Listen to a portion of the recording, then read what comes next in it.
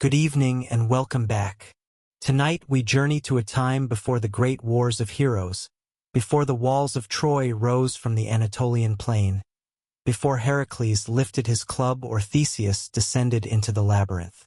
We go back to an age when the world was younger and stranger, when monsters dwelt at the edges of every map, and when the line between mortal and divine was thin as morning mist over a still sea. This is the story of Perseus and Medusa. It is a tale of prophecy and defiance, of a mother's love that endured the coldest prison, of a young man who flew on borrowed wings to the very edge of the world and returned with death itself in his hands. But it is also a tale of tragedy, of a woman transformed into a monster through no fault of her own, of divine injustice and mortal suffering, of the terrible price that the innocent pay for the sins of the powerful. Before we begin, I want you to take a moment to settle in. Wherever you are right now, whatever room holds you, whatever bed or chair or quiet corner you have found, let it become your sanctuary. Adjust your pillow if you need to. Pull the blanket a little closer. Let your shoulders drop away from your ears. Let the tension in your jaw release. Feel the weight of your body pressing down into whatever surface supports you, and know that for the next little while, there is nothing you need to do, nowhere you need to be, no one who needs anything from you. This is your time. The world can wait. As always, I would love to know where you are listening from tonight. Are you in bed, watching shadows move across the ceiling as the moon traces its slow arc across the sky? Are you driving through empty roads with the night stretched out before you like a dark ribbon? The hum of the engine a gentle rhythm beneath these words? Are you sitting by a window, watching the rain trace patterns down the glass, each droplet carrying its own tiny reflection of the world? Perhaps you are lying on a couch with a blanket pulled up to your chin, or resting in a chair with your eyes half closed, or tucked into that perfect position you have found after years of searching, the one that feels like coming home. Wherever you are, whatever time it is in your corner of the world, I am glad you are here. These old stories have been told for thousands of years, passed from voice to voice beneath countless skies, around fires that have long since turned to ash, in palaces that have crumbled to dust and villages that no map remembers. And tonight, in this moment, they belong to you. So let us begin. Let us go back to a kingdom built on fear, to a bronze chamber buried beneath a palace, to a prophecy that would echo through generations and shape the lives of those not yet born. Let us go back to the very beginning, to a time when a king's terror would set in motion a chain of events that would reach across the world, touch the lives of gods and monsters, and ultimately prove that no wall, no matter how thick, can keep out fate. The kingdom of Argos lay in the northeastern reaches of the Peloponnese, where the land rises in gentle hills toward mountains that catch the snow in winter and release it slowly through the long months of spring. The soil was rich there, dark and fertile, fed by rivers that wound down from the highlands like silver threads through green cloth. In the morning, when the mist still clung to the valleys, the whole land seemed to float between earth and sky, the olive groves emerging from the white haze like islands from a gentle sea. The air smelled of wild thyme and rosemary, of the dust that rose from the roads in summer and the rain that fell in sheets during the autumn storms. It was a land that had been blessed by the gods, or so the people believed, and they repaid that blessing with temples on every hilltop and sacrifices at every changing of the seasons. The olive groves covered the slopes in endless rows, their leaves shimmering silver green in the afternoon light, turning and dancing with every breath of wind as if they were whispering secrets to each other, secrets about the men and women who walked beneath them, about the generations that had planted them and tended them and been buried in their shade. The trees were old, some of them older than living memory, their trunks twisted and gnarled like the hands of ancient grandmothers, their roots reaching deep into soil that held the bones of 100 harvests. In autumn, the fruit hung heavy on the branches, dark and ripe, waiting for the hands that would gather it and press it into oil that gleamed like liquid gold. Vineyards stretched across the valleys, climbing the terraced hillsides in careful rows, the vines heavy with grapes in the months before harvest. The workers sang as they pruned and tied, old songs that their mothers had taught them, songs about love and loss and the turning of the seasons. In the evenings, when the work was done, they would sit outside their small stone houses and drink the wine of previous years, watching the sun set behind the western mountains, painting the sky in colors that no artist could capture, colors that existed only in that moment and then were gone forever. The city of Argos itself rose on a hill overlooking the plain, its walls thick with limestone blocks fitted so tightly that a knife blade could not slip between them. These walls had been built by men whose names were no longer remembered, men who had quarried the stone from mountains a day's journey distant and dragged it across the plain on wooden sledges, men who had spent their lives lifting and fitting and mortaring so that their children and their children's children might sleep safely within. The stones had weathered over the centuries, their surfaces pocked and smoothed by rain and wind, covered in places by lichen that spread like green fire across the gray, but they remained solid, unyielding, a promise of protection that had held true through wars and sieges and the slow erosion of time. The palace stood at the summit of the hill, its columns painted red and blue in the fashion of the age, its courtyards paved with smooth stones that had been carried from riverbeds and fitted together like pieces of a vast puzzle. Bronze doors guarded the entrance, polished until they gleamed like mirrors, reflecting the faces of those who approached and making them pause, just for a moment, to see themselves as the palace saw them. Inside the great hall, light fell from openings in the roof, illuminating motes of dust that danced in the air like tiny spirits, and at the far end, raised on a platform of carved stone, stood a throne of ivory and gilded wood, waiting for the man who ruled this land with a grip as tight as fear itself. His name was Acrisius, and he was a man who had known power from the moment of his birth. His father had been king before him, and his father's father before that. A line stretching back into the mist of ages, when the gods still walked openly among mortals, when heroes strode the earth and monsters lurked in every shadow. Acrisius had grown up in the shadow of that lineage, learning the weight of a crown before he ever wore one, understanding from his earliest years that he was not merely a person but a vessel, a carrier of something larger than himself, a link in a chain that must never be broken. He had been taught to read and write, to fight with sword and spear, to speak in the measured tones of diplomacy and the sharp commands of war. He had been taught that a king must be strong, must be cunning, must be willing to do whatever was necessary to protect his kingdom and his line.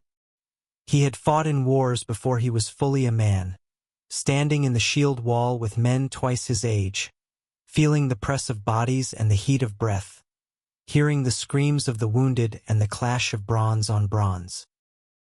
He had killed his first enemy at 16, a bearded warrior who had broken through the line and come at him with an axe, and he still remembered the way the man's eyes had widened when the spear found his throat, the way the light had left them like water draining from a cup.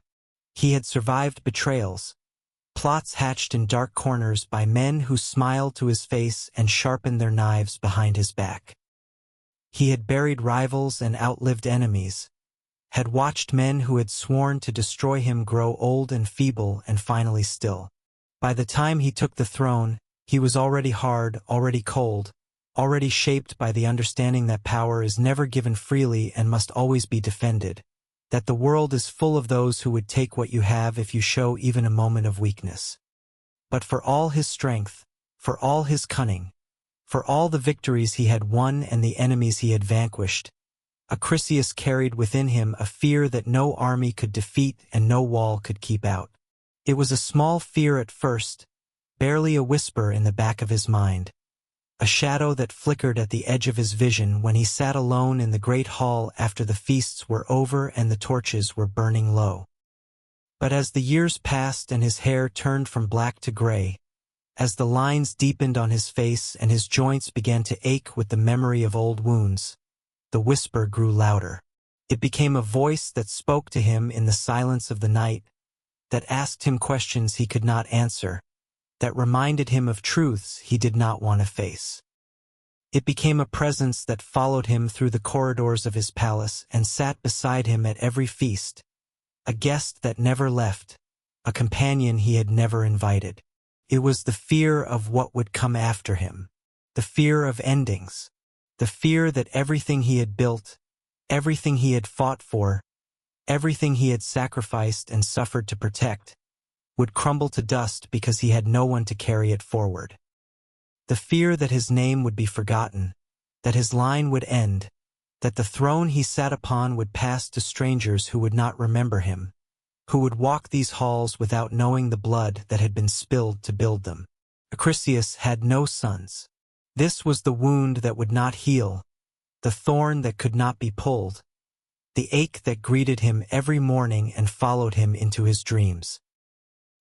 His wife had given him only one child, a daughter, and though he had prayed to the gods for more, though he had made sacrifices and offerings and prostrated himself before every altar in the kingdom, the gods had remained silent. No sons had come. His wife had grown old and frail, had taken to her bed and never risen again, and when she died, he had buried her without tears, because tears were a luxury that kings could not afford, and because some part of him had blamed her, unfairly, impossibly, for the emptiness she had left behind. A daughter. He had a daughter. And though he loved her in his own distant way, in the way that men of his generation loved their children, as extensions of themselves rather than as separate beings with their own hopes and fears, a daughter could not inherit the throne. A daughter could not lead armies or forge alliances with neighboring kingdoms or carry the name of Argos into the next generation. A daughter was a vessel, nothing more, a means by which some other man's bloodline would eventually claim what Acrisius had spent his life protecting. A daughter was not an heir. A daughter was a bridge, a pathway, a door through which strangers would enter and take everything that was his. Her name was Danae, and she was beautiful in a way that made men forget their words and women lower their eyes. Her hair was the color of dark honey, falling in waves past her shoulders, catching the light and holding it like something precious, like amber from the shores of distant seas. Her eyes were the gray of storm clouds over the water, deep and thoughtful, filled with a quiet intelligence that she had learned to hide because it made her father uncomfortable, because men of his age and station did not know what to do with a woman who thought too much, who asked too many questions, who looked at the world with a gaze that seemed to see through the surfaces of things to something deeper beneath. She moved through the palace like a gentle wind, noticed by everyone but touched by no one. The servants loved her because she spoke to them kindly, because she remembered their names and asked about their families, because she did not treat them as furniture the way so many nobles did. The soldiers admired her from a distance, stealing glances when they thought no one was watching, their hearts stirring with feelings they could never express and would never act upon. Even the old women who tended the hearth fires and swept the courtyard spoke of her with a softness that they reserved for no one else, seeing in her something that reminded them of their own daughters, their own lost youth, their own dreams of what might have been. But Acrisius did not see her beauty. When he looked at his daughter, he did not see the grace of her movements or the light in her eyes. He saw only the threat she represented. Every day that she grew older, every day that her body ripened into womanhood, was another day closer to the moment when some man would claim her. And whatever children she bore would carry the blood of Argos in their veins. They would have a claim to the throne. They would be rivals. They would be dangers. They would be the instruments of his destruction, even if they never lifted a sword against him, even if they smiled and called him grandfather, even if they wept at his funeral and built monuments to his memory. They would replace him. They would erase him. They would prove that everything he had done, everything he had been, was merely a prelude to someone else's story. The fear grew heavier with each passing season. It pressed against his chest when he lay down to sleep and greeted him when he opened his eyes in the morning. He began to see plots everywhere, to suspect every nobleman who looked too long at his daughter, every visiting prince who asked too many questions about the succession, every servant who lingered too long in the corridors near her chambers. The court, which had once been a place of music and laughter, of feasts that lasted until dawn and entertainments that drew visitors from distant lands, grew quiet and tense. Men learned to guard their words, to weigh every sentence before they spoke it, to keep their faces blank and their thoughts hidden. Women learned to keep their eyes on the floor, to move quickly and silently, to avoid drawing attention to themselves. And Danae, who had once danced in the gardens and sung with the birds, who had run through the olive groves with her hair streaming behind her and her laughter echoing off the hillsides, began to spend more and more time alone in her chambers, sensing without understanding that she had become the center of something dark and dangerous, that her father's eyes followed her with an intensity that had nothing to do with love. It was in his 53rd year that Acrisius made the journey to Delphi. The decision did not come easily. He had always been suspicious of oracles, of priests who claimed to speak for the gods, of prophecies that could be twisted to mean whatever the listener wanted them to mean. He had seen men ruined by such prophecies, driven to madness by words that might have meant nothing, that might have been misinterpreted, that might have been traps laid by the gods for their own amusement. But the fear had grown too large to contain. It had become a living thing inside him, coiled around his heart like a serpent, squeezing tighter with every passing day, and he knew that he would have no peace until he heard the truth, whatever that truth might be. Better to know, he told himself. Better to face the enemy you can see than to be destroyed by shadows. The road to Delphi wound through mountains that seemed to touch the sky. The path was narrow in places, carved into the sides of cliffs that dropped away to valleys so far below that the rivers looked like silver threads, the villages like scattered handfuls of pebbles. The air grew thin and cold as they climbed, sharp with the scent of pine and snow, and the horses labored beneath the weight of their riders, their breath coming in great plumes of steam that dissolved into the morning mist. Eagles circled overhead, their cries echoing off the stone walls of the passes, and sometimes the travelers would see other animals watching them from the ridges, wolves and wild goats, and once, in the distance, the tawny shape of a lion that might have been real or might have been a trick of the light. Acrisius brought only a small retinue, a handful of guards and a single servant to attend him. He did not want witnesses to whatever he might learn. He did not want anyone to see the fear in his eyes when the priestess spoke, did not want rumors spreading through his court about what the oracle had revealed. A king must always appear strong, even when his heart is shaking, even when his thoughts are consumed by terrors that he cannot name. A king must never let his subjects see him weak, because weakness invites challenge, invites rebellion, invites the knives that wait in every shadow for their moment to strike. The temple of Apollo stood on a ledge carved into the side of Mount Parnassus, overlooking a valley so deep that clouds gathered at its bottom like sheep in a fold. The building itself was made of white marble that gleamed in the morning light, its columns rising like frozen flames toward the heavens, its pediments carved with scenes of the gods' triumphs, of monsters slain and cities founded, and music that could move the very stones. The smell of incense drifted from the entrance, sweet and heavy, mingling with the sharp scent of laurel leaves that burned eternally on the altar within. The same laurel that Apollo had loved since the beginning of time. The leaves that had once been a maiden named Daphne, who had chosen transformation over the god's embrace. Acrisius approached the temple with offerings in his hands. Gold coins stamped with the seal of Argos. A silver bowl chased with images of the gods. The metalwork so fine that each figure seemed to move in the flickering light.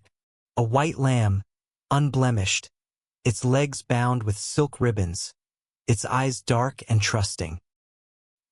He laid these things at the feet of the priests who guarded the entrance, men with shaved heads and white robes who looked at him with eyes that revealed nothing, who had seen 1,000 kings come before him and would see 1,000 more after he was dust.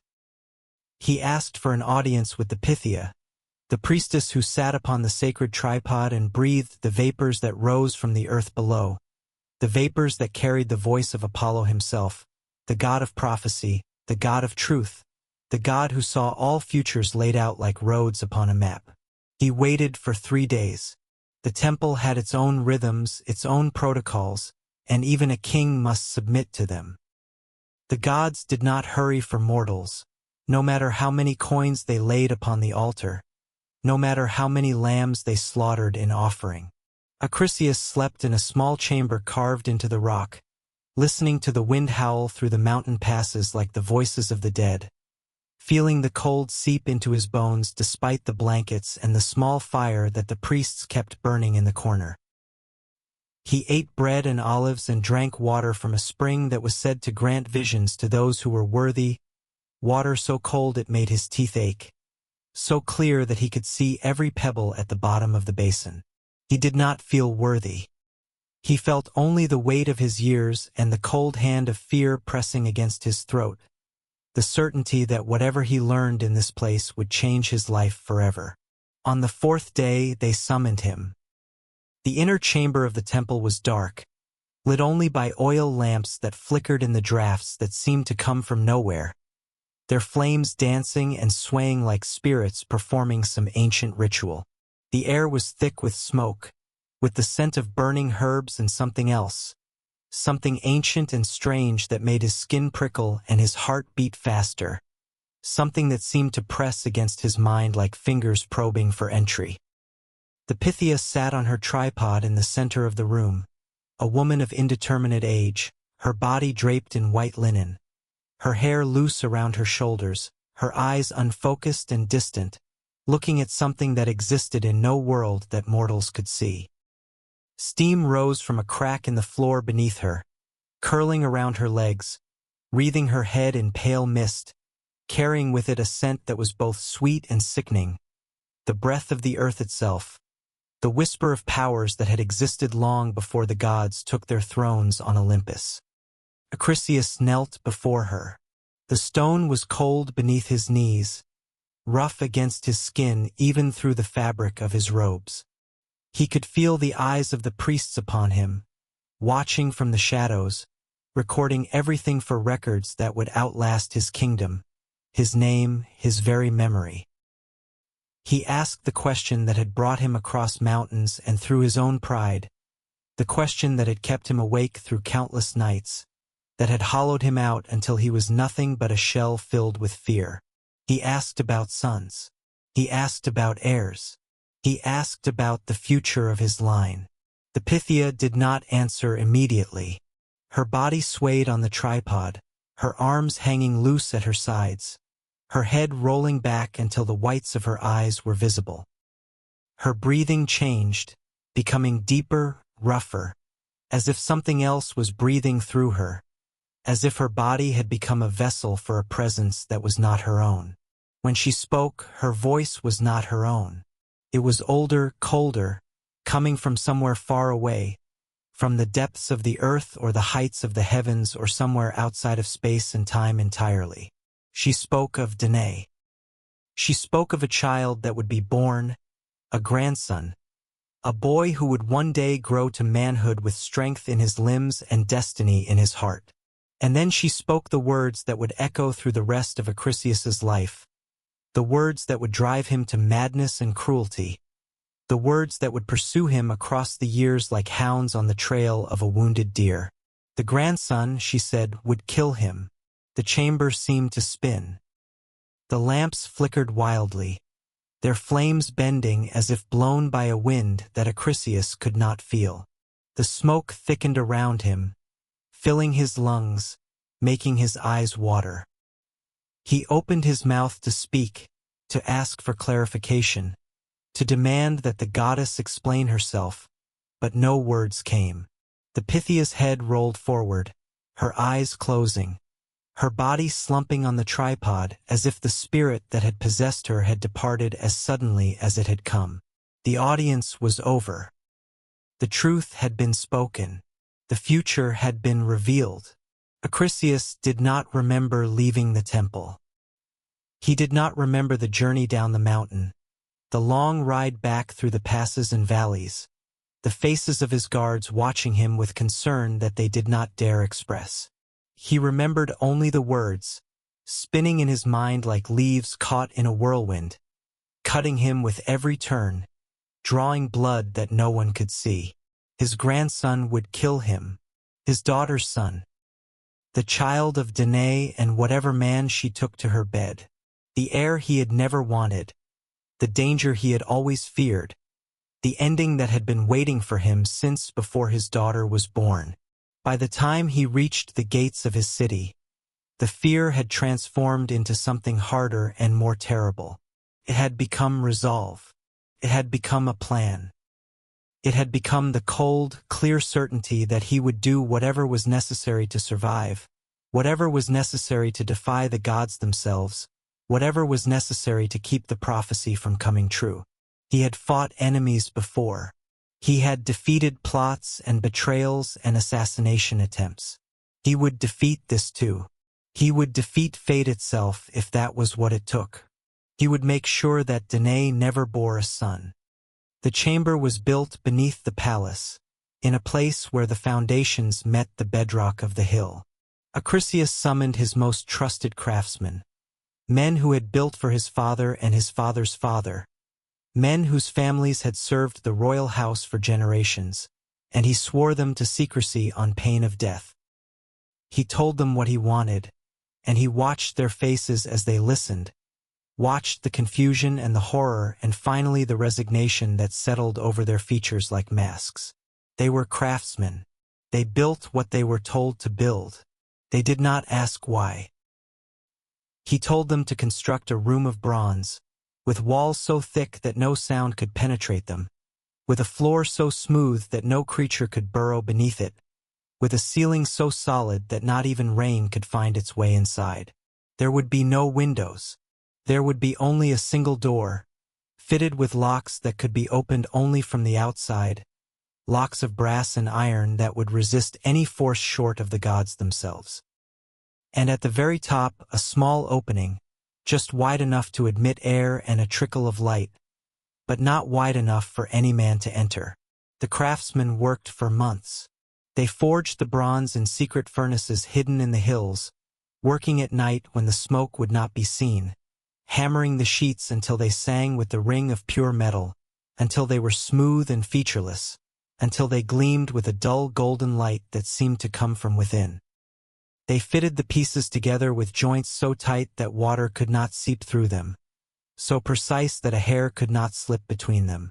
They installed the door with hinges of iron and locks of brass, testing them again and again until they were satisfied that nothing short of a god's strength could force them open. They worked in silence, speaking only when necessary, avoiding each other's eyes, each man pretending that he did not understand the purpose of what they were building, each man telling himself that he was only following orders, that the responsibility belonged to someone else. When the chamber was complete, Acrisius inspected it himself. He walked the perimeter slowly, running his hands along the cold metal walls, feeling the smoothness beneath his palms, the perfect seamless surface that would reflect nothing, that would hold nothing, that would simply exist unchanging and unchanged, for as long as the metal endured. He looked up at the ceiling and saw the small square of sky visible through the opening, pale and distant, like a memory of freedom, like a window into a world that would soon be forever out of reach. He nodded once, slowly, and then gave the order. Danae was brought to him in the great hall. She came willingly, as she always did, believing that her father wished to speak with her about some matter of the household, perhaps a feast to be planned or a visitor to be received. She was wearing a white gown embroidered with golden thread, the needlework so fine that it seemed to capture the light and hold it, to glow with its own soft radiance. Her hair was braided with ribbons the color of spring flowers, blue and pink and the pale green of new leaves. She smiled when she saw him, the trusting smile of a daughter who did not yet understand the depths of a father's fear, who did not yet know that love and terror could live side by side in the same heart, that the hands that had cradled her as an infant could also close the door on her forever. Acrisius did not return the smile. He told her that he was sending her away for her own protection. He told her that the world outside the palace walls was dangerous, filled with men who would use her to claim his throne, filled with enemies who would stop at nothing to destroy everything he had built. He told her that she would be safe in the chamber beneath the palace, that servants would bring her food and water, that she would want for nothing material, that this was the only way to keep her from harm. Danae listened. Her smile faded slowly, like the sun sinking behind clouds, and her eyes, those gray storm cloud eyes, searched his face for something she could not find, some trace of the father she remembered, some hint that this was a jest or a test or a misunderstanding that would soon be cleared away. She asked how long she would have to stay. She asked if she could bring her loom, her books, her pet bird that sang to her in the mornings, the little yellow finch that she had raised from a chick and taught to eat from her hand. She asked questions that revealed she did not yet understand the truth of what was happening, that she still believed, in spite of everything, that her father loved her, that he would not truly hurt her, that this nightmare would end and she would wake in her own bed with the morning light streaming through her window. Acrisius did not answer. He could not. If he spoke, he might waver. If he looked too long into her eyes, he might see the girl she had been, the child who had sat on his knee and listened to stories, the daughter who had believed that her father was the strongest, wisest, kindest man in all the world. He gestured to the guards, and they stepped forward, their faces carefully blank, their hands gentle but firm on her arms. They had been chosen for their loyalty, for their ability to follow orders without question, for the hardness that let them do terrible things without flinching. They took her by the arms and led her away, and she did not struggle. She did not scream. She only looked back at her father with those deep gray eyes, and for a moment, just a moment, he almost relented. But the voice of the oracle was louder than the voice of his heart. The grandson would kill him. The grandson would kill him. The grandson would kill him. The door closed behind her with a sound like a tomb being sealed. The days in the bronze chamber were all the same. There was no sunrise to mark the beginning, no sunset to mark the end. There was only the faint gray light that filtered through the opening in the ceiling, changing slightly as clouds passed overhead, brightening when the sun was high and dimming when it set, but never enough to truly distinguish morning from afternoon from evening. The light had no warmth. It illuminated without comforting, revealed without welcoming, fell upon everything with the same indifferent neutrality. Danae learned to sleep when she was tired and wake when she was rested, her body adjusting to rhythms that had nothing to do with the cycles of the sun and moon. She would lie on her bed and stare at the small square of sky, watching it change from pale gray to dark gray to the deeper darkness of night, watching the stars appear one by one in that tiny window, pinpricks of light that seemed impossibly far away, impossibly beautiful, impossibly free.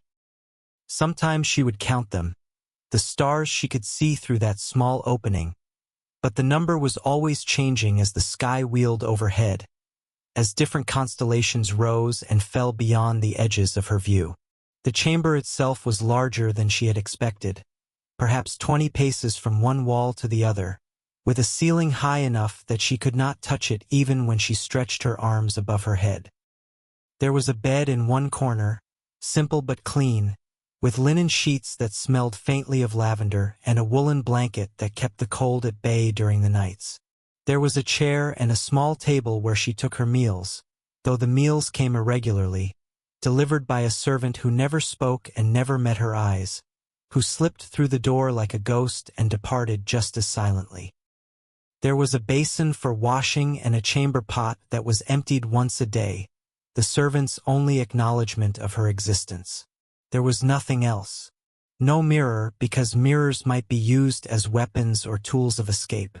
No decorations, because decorations might remind her of the world she had lost. No books, because books might give her ideas. No loom, because thread could be woven into rope. Just bronze walls that gleamed dully in the gray light, reflecting her own face back at her from 100 different angles, showing her a woman who grew thinner and paler with each passing day, a woman who was slowly forgetting what sunlight felt like on her skin, what grass felt like beneath her feet, what it meant to be alive. At first, she tried to keep track of the days. She found a pin in the hem of her gown and used it to scratch marks into the bronze. One mark for each time the servant came to bring her food. One mark for each day that passed in this place of silence and shadow. But the marks began to blur together, the days merging into one another until she could not remember which mark was which, until she lost count and had to start over, and then lost count again and finally gave up entirely. Time became a river without banks, flowing endlessly in one direction, carrying her with it whether she wanted to go or not, sweeping away the debris of her old life until there was nothing left but the current and the cold. She thought often of her mother, who had died when Danae was still a child. She remembered soft hands and a warm voice, the scent of roses and the sound of laughter, the way her mother had held her close during thunderstorms and whispered that there was nothing to fear, that the gods were only playing, that the lightning was just their way of showing off. She wondered if her mother had known about the prophecy, if she had sensed the darkness that waited in her husband's heart, if she had ever looked at her daughter and seen not a child but a threat. She wondered if her mother had loved Acrisius, truly loved him, or if their marriage had been like so many marriages among the nobility, a matter of alliance and convenience rather than affection. She would never know. The dead keep their secrets, and no amount of wondering can pry them loose. She thought about the servants who had cared for her since childhood, the old women who had braided her hair and told her stories, the young maids who had giggled with her about the handsome soldiers in the courtyard. She wondered if they knew where she was. She wondered if they missed her.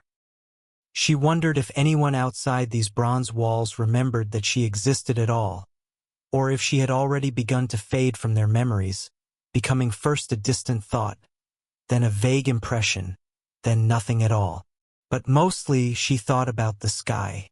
That small square of gray light at the top of the chamber became her obsession, her lifeline, her only connection to the world she had lost. She would lie on her bed for hours, watching the light change as clouds drifted overhead, watching the stars appear in the darkness, watching birds pass across that small window, quick dark shapes against the pale background, and her heart would leap with a joy that was almost painful. Birds. They were free. They could go anywhere, do anything, while she lay here in her bronze tomb, forgotten by everyone except the silent servant who brought her bread and water. She began to pray. She prayed to Athena, goddess of wisdom, asking for the understanding to accept her fate, asking for the strength to endure what could not be changed. She prayed to Artemis, goddess of the hunt and protector of young women, asking for protection from the darkness that pressed in on her from all sides. She prayed to Aphrodite, goddess of love, asking for nothing in particular, just for someone to hear her, someone to acknowledge that she existed, that her suffering mattered to someone somewhere. And she prayed to Zeus, king of the gods, ruler of the sky that she could barely see, asking for deliverance, asking for hope, asking for anything that might break the endless monotony of her imprisonment. The gods heard her prayers, or at least one god did. Zeus watched from Olympus, as he watched all things that happened in the world below. His throne stood at the highest peak of the sacred mountain, carved from clouds and lightning, draped with cloth of gold that shimmered with every breath of wind, that caught the light of the sun and the moon and the stars and wove them together into something that mortal eyes could never comprehend.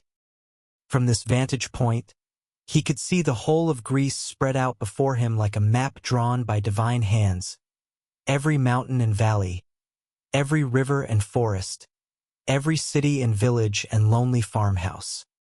He could see the ships that crossed the wine-dark seas and the armies that marched across the dusty plains.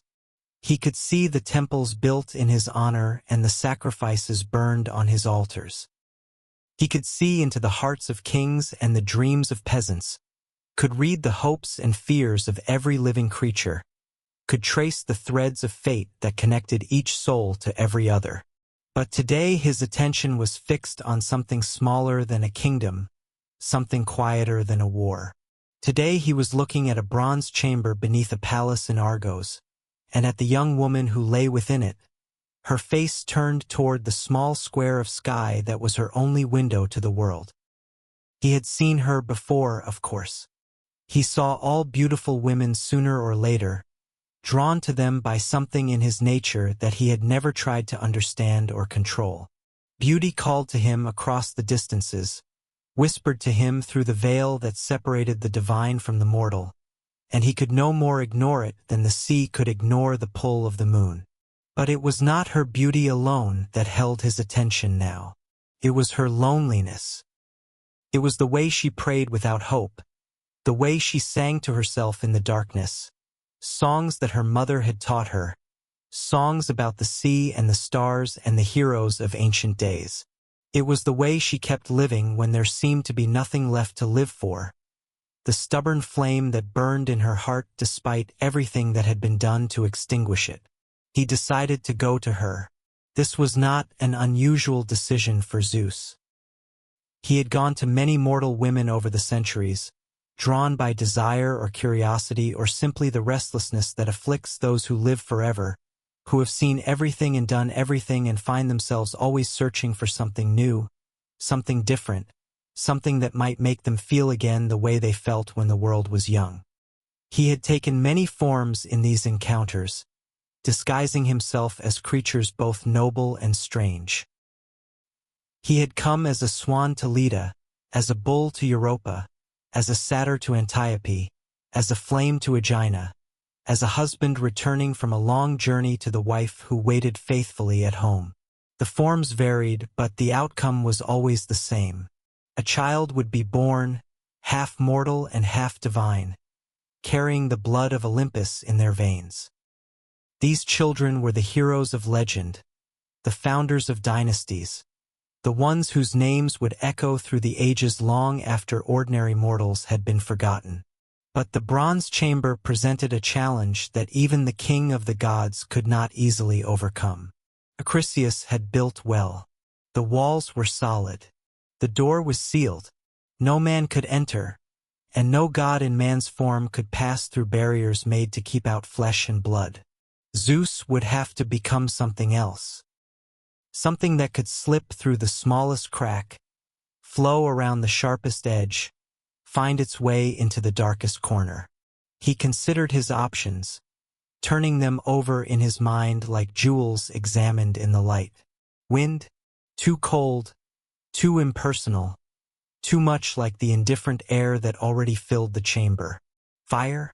Too dangerous, too destructive, too likely to harm the one he wished to touch. Water? Too wet, too uncomfortable, too reminiscent of tears and suffering.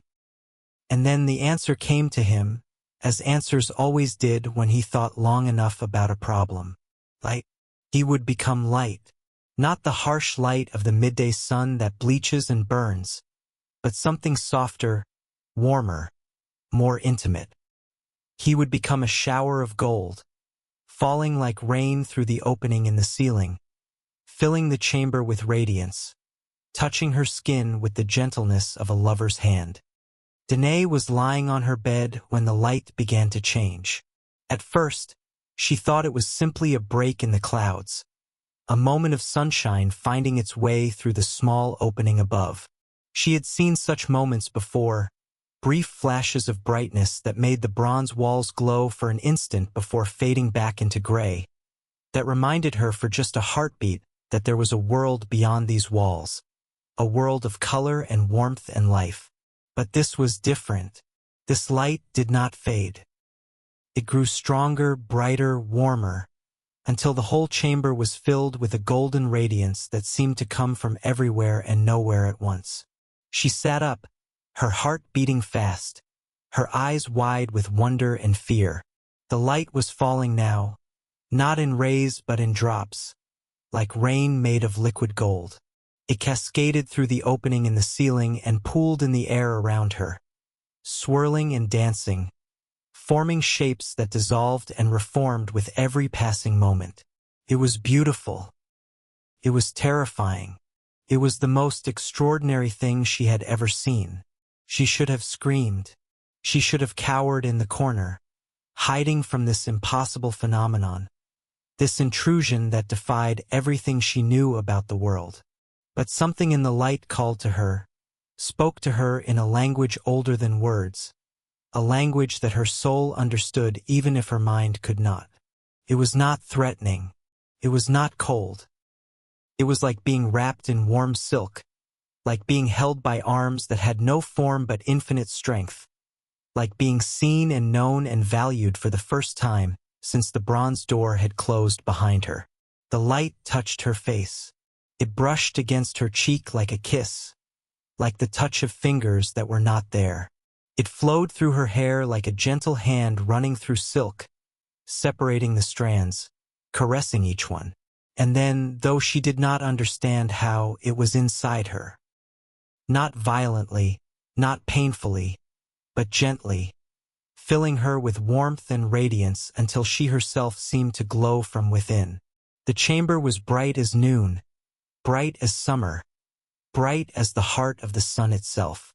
She understood in that moment that she was in the presence of something divine. She did not know which God had come to her, did not know why she had been chosen, did not know what would happen when the light withdrew and left her alone again in the bronze chamber. But she was not afraid. For the first time since her imprisonment began, she was not afraid. The loneliness that had been crushing her lifted, just for a moment, and in its place there was something like joy, something like hope, something that reminded her that the world was larger than these walls, that the gods were real and sometimes they noticed the suffering of mortals. And then it was over. The light faded slowly, reluctantly, withdrawing back through the opening in the ceiling like a tide returning to the sea. The bronze walls dimmed. The gray returned. Danae lay on her bed, breathing hard, her skin still tingling with the memory of that golden touch, her heart still racing with emotions she could not name. She did not know what had happened. She did not know who had come to her. But she knew, with a certainty that went beyond reason, that her life had changed forever. In the weeks that followed, she began to understand. Her body changed in ways she could not hide and could not explain. Her belly swelled beneath her gown. Her appetite grew and changed, craving foods she had never liked before. The servant who brought her meals noticed, and though she never spoke, her eyes widened with something that might have been fear or might have been awe. Word spread through the palace, whispered from ear to ear, traveling through the servants' quarters and the guardrooms and the corridors where the nobles walked, until it reached the throne room where Acrisius sat brooding over his golden cups. The king came to the bronze chamber. He unlocked the door with hands that shook, whether from rage or terror even he did not know. He stepped inside and saw his daughter standing in the gray light, her gown stretched tight across her rounded belly, her face calm and unafraid.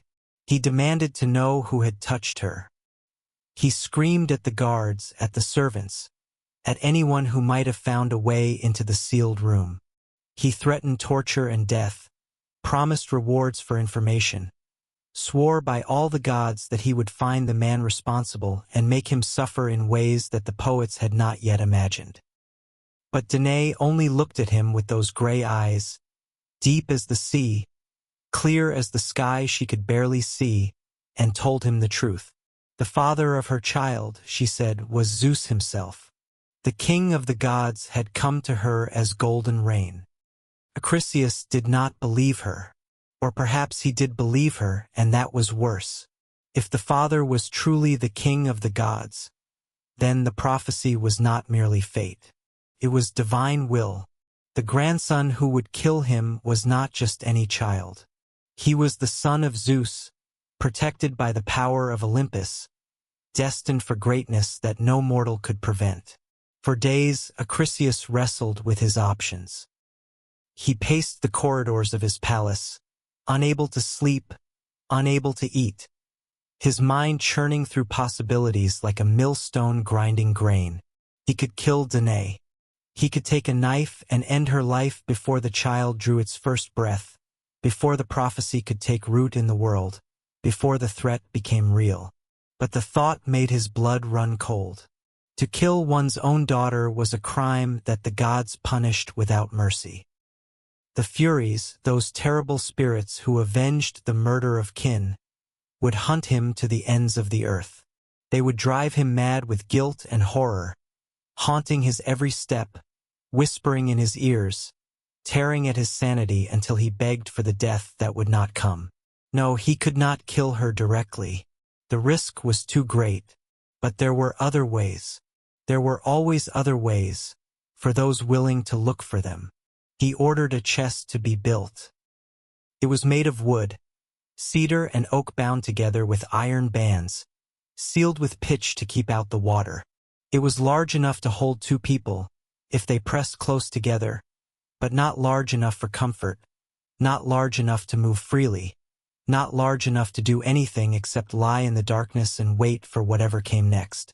There were no windows, no openings except the cracks between the planks where the pitch had not quite reached.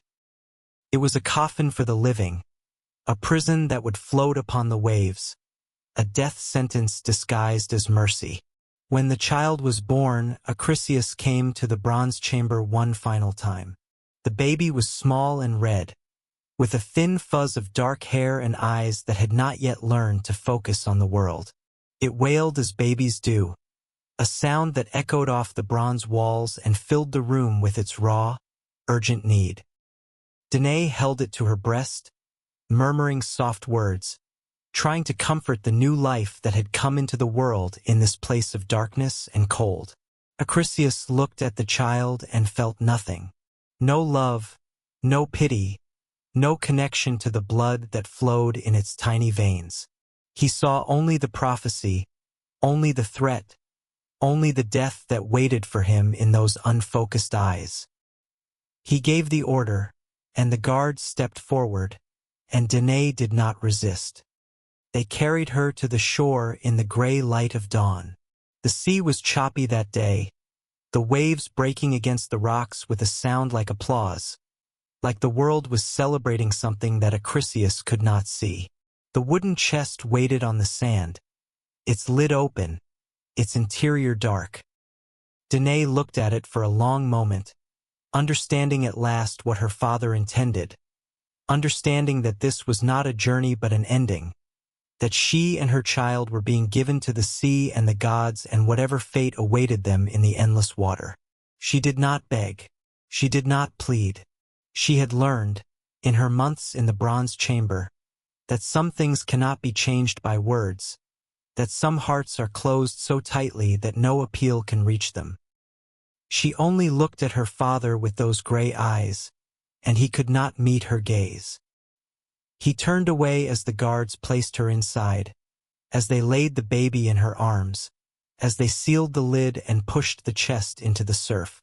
The waves caught it immediately, spinning it, tossing it, carrying it out into the open water. Acrisius watched from the clifftop until it was nothing but a dark speck on the gray horizon, shrinking and shrinking until it might have been a bird or a wave or a trick of the light. Then he turned and walked back to his palace, telling himself that he had not killed them. The sea had taken them. The gods would decide their fate. Inside the chest, Danae held her son and listened to the water slapping against the wood. She could not see anything. She could not tell if it was day or night, if they were near land or far from it. She only knew the warmth of the baby against her breast and the cold terror that gripped her heart. She prayed again, as she had prayed so many times in the bronze chamber. But now her prayers had a focus. She prayed for her son. She whispered his name in the darkness, the name she had chosen in the moments after his birth, when she had looked into his unfocused eyes and seen something that made her believe in the future despite everything, something that made her think that perhaps the gods had not abandoned them after all. She called him Perseus. The sun rose and set beyond the wooden walls, unseen but felt in the changing temperature of the air that seeped through the cracks between the planks, in the way the wood expanded slightly in the warmth and contracted in the cold. The waves rocked them endlessly, a motion that was terrifying at first but became almost soothing after a time, like being cradled in the arms of some vast and indifferent mother, like being returned to the womb where all was darkness and warmth and the steady rhythm of a heartbeat. Danae had no food except what she could produce from her own body for the baby. She had no water except the rain that sometimes fell and trickled through the seams, gathering in small pools in the corners of the chest, tasting of salt and pitch and desperation. She grew weak. Her milk thinned. The baby's cries grew fainter, more desperate, until they were barely whispers, until she could barely hear them over the slap of the waves and the creaking of the wood. She tried to stay awake, tried to keep watch over him, but her eyes grew heavy and her thoughts grew confused, and sometimes she would drift into a sleep that was more like unconsciousness. A gray fog that wrapped around her mind and pulled her down into depths where there were no dreams, no fears, no hopes, nothing but the endless nothing that waits at the edge of exhaustion. She sang to him when she could.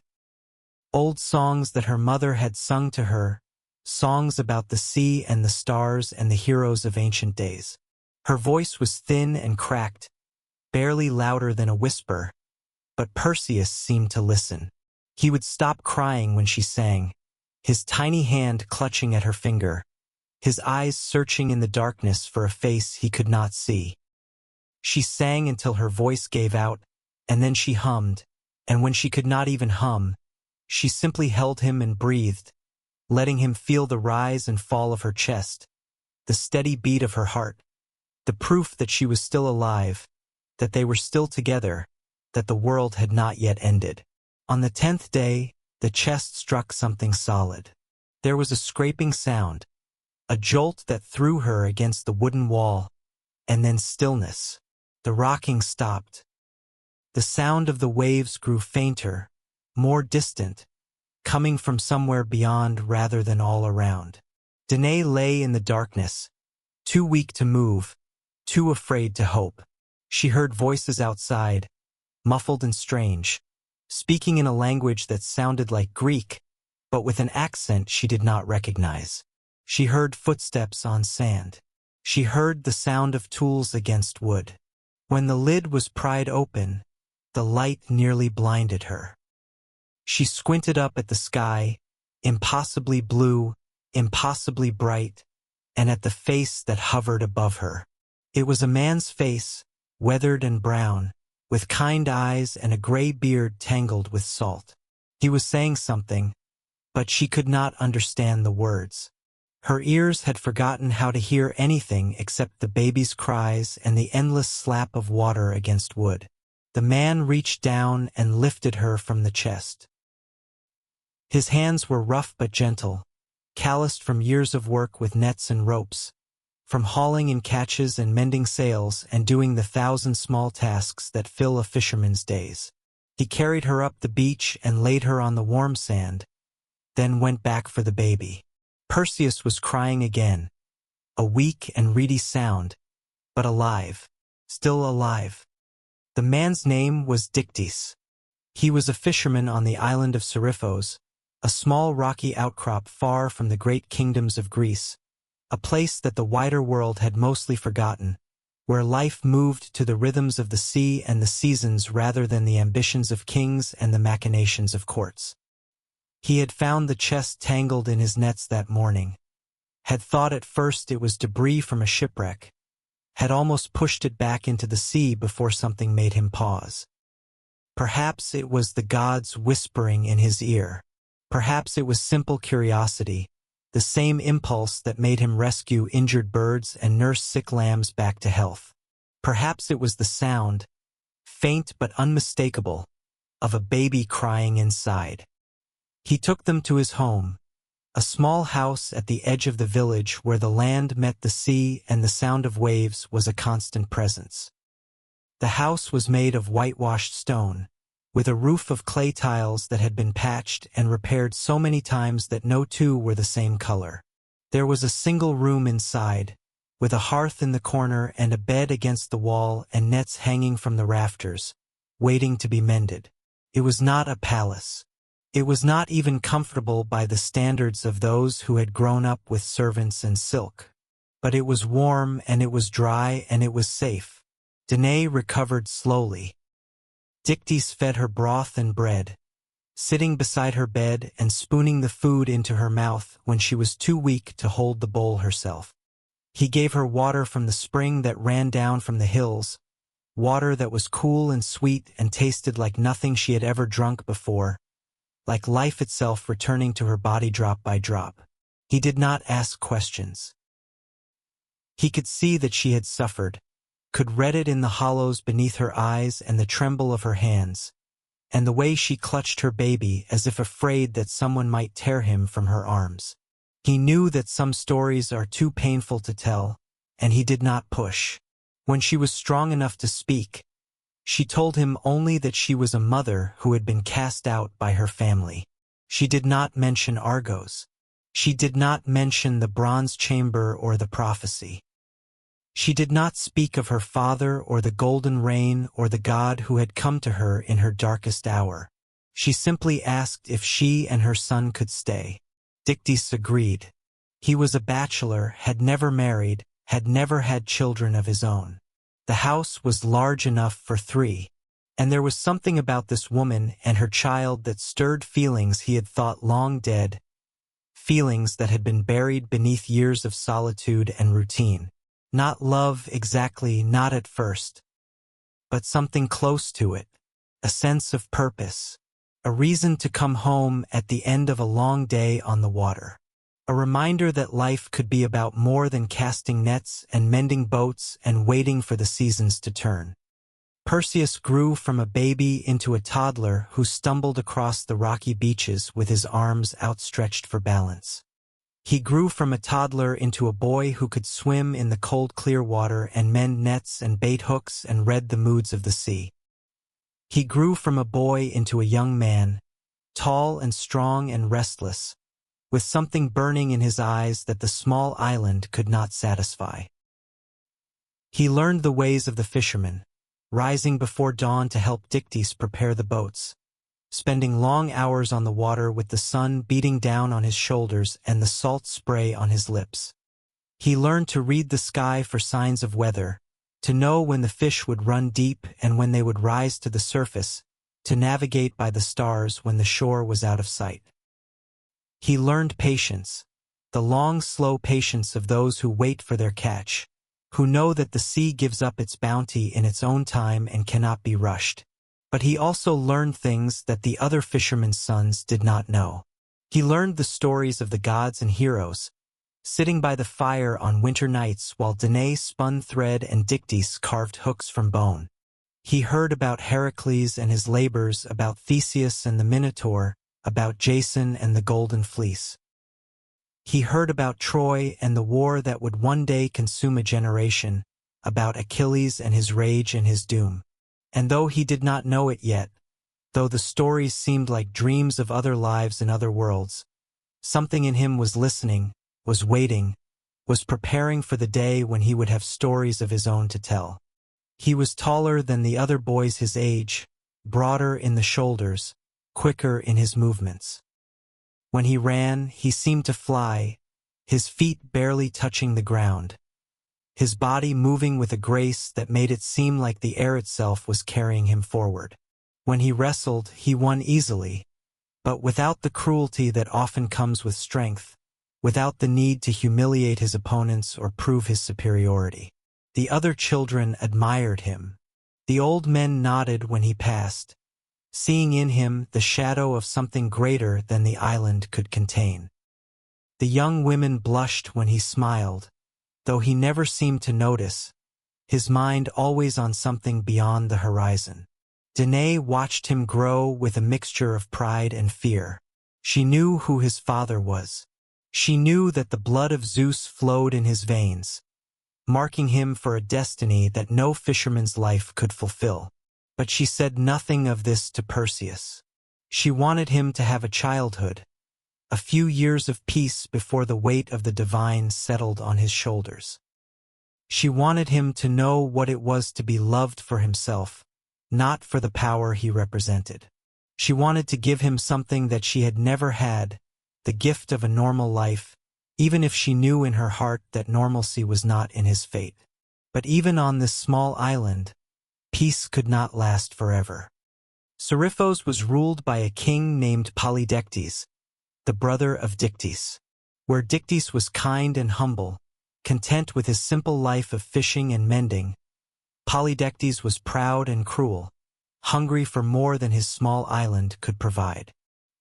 He lived in a palace on the highest hill of the island, a building of stone and timber that was modest by mainland standards but grand by the measure of Seriphos, surrounded by servants who feared him and soldiers who obeyed without question. He had seen Danae when she first arrived on the island, still weak from her ordeal in the chest, and her beauty had stirred something dark in him, something possessive and hungry that had nothing to do with love. He had waited, watching from a distance, biding his time. He knew that his brother had taken her in, knew that the fisherman protected her like a father protects a daughter. But Dictys was getting old, and the boy would not be a boy forever. Polydectes was patient. He had learned patience in the years of ruling this small kingdom, of waiting for opportunities and seizing them when they came. Now that Perseus was nearly grown, Polydectes decided that his waiting was over. He began to visit Dictys' house, bringing gifts of wine and gold, speaking to Danae with words that dripped honey but left a bitter taste. He told her that a woman of her grace should not live in a fisherman's cottage, should not spend her days mending nets and her nights listening to the wind rattle the shutters. He told her she deserved a palace, servants to attend her every need, the finest robes and jewels that trade with the mainland could provide.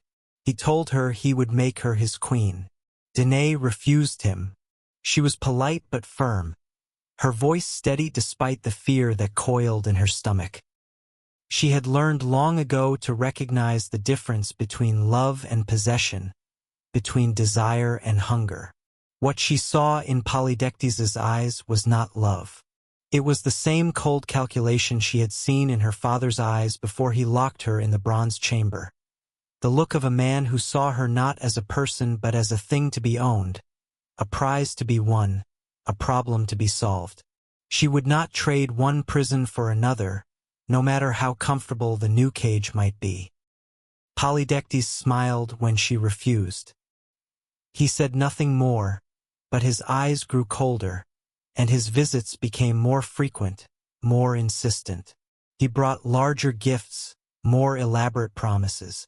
When she still refused, he began to make threats, subtle at first, then less so. He reminded her that she was a stranger on his island, that she had no family here, no protectors, no one to speak for her if she should disappear. He reminded her that accidents happen, especially to those who do not know their place. Perseus saw what was happening.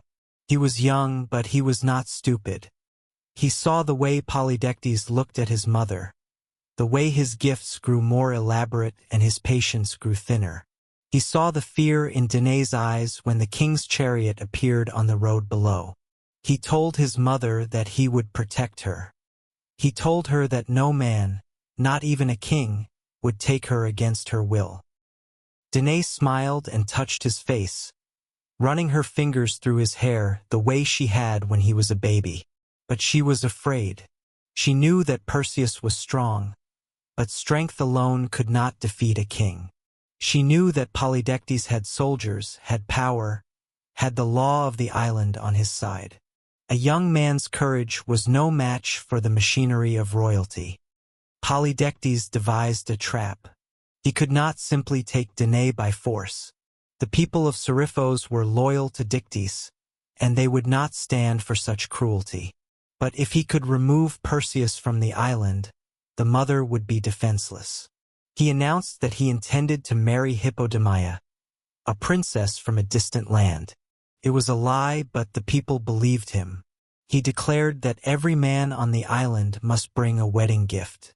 Those who brought horses would be honored. Those who brought nothing would be shamed. Perseus had no horse.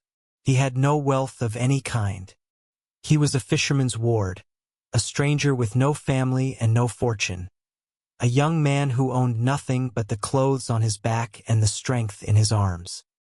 When Polydectes called him forward in the great hall and asked what gift he would bring, Perseus felt the eyes of the court upon him, the smirks and the whispers, the barely concealed contempt of men who had spent their lives measuring their worth in gold and horses.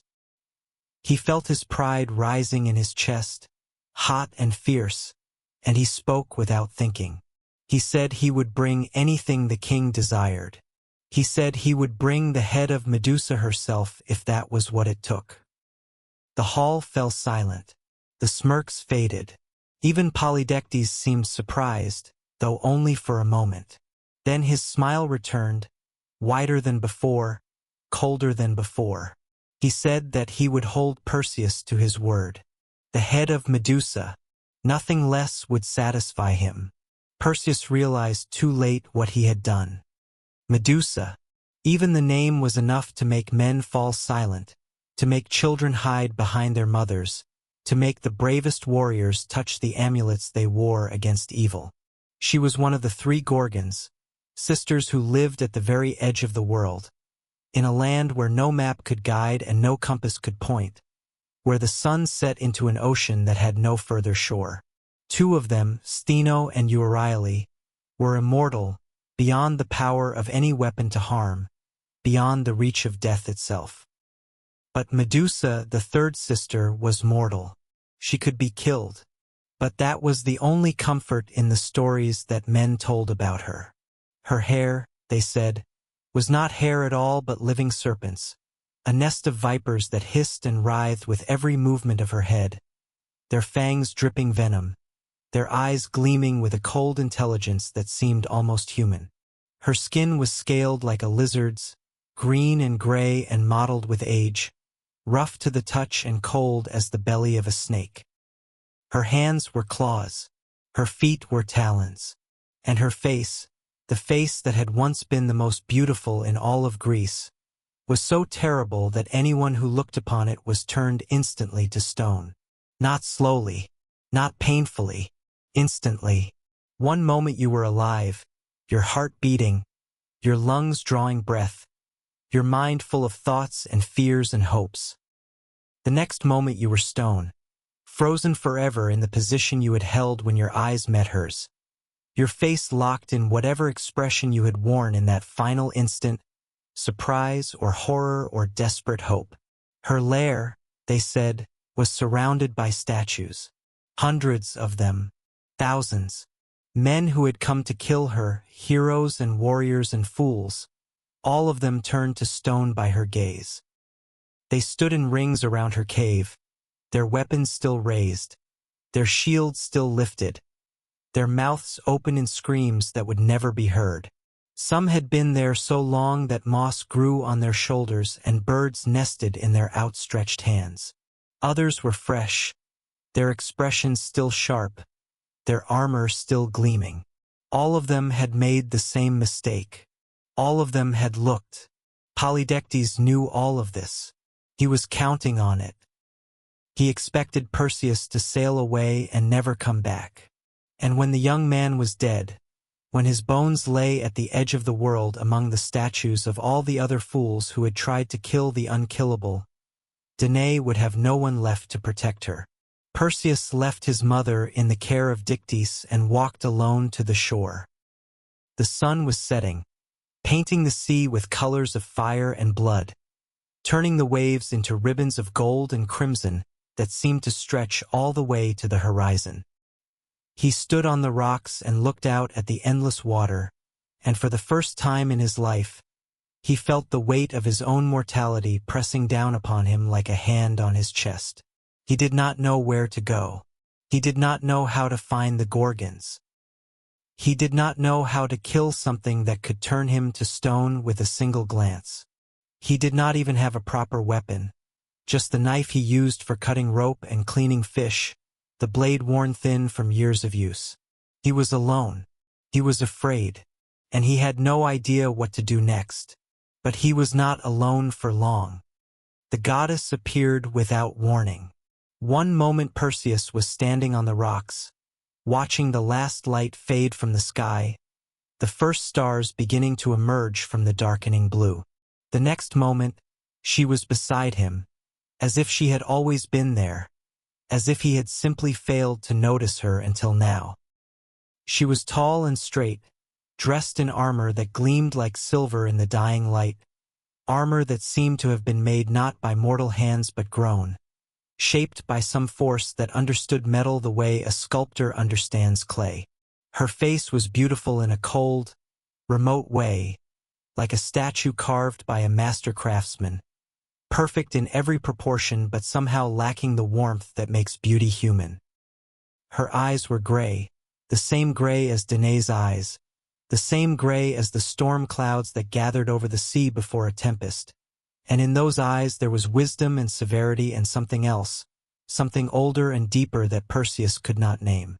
She did not introduce herself. She did not need to.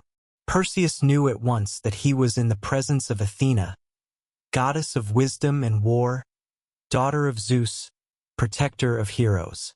She spoke quietly, her voice carrying the weight of centuries. She told him that she had been watching him since his birth, that she knew who his father was and what destiny awaited him. She told him that his quest was not hopeless, though it would be harder than anything he had ever faced. And then, before she gave him the tools that would make his victory possible, she told him about Medusa.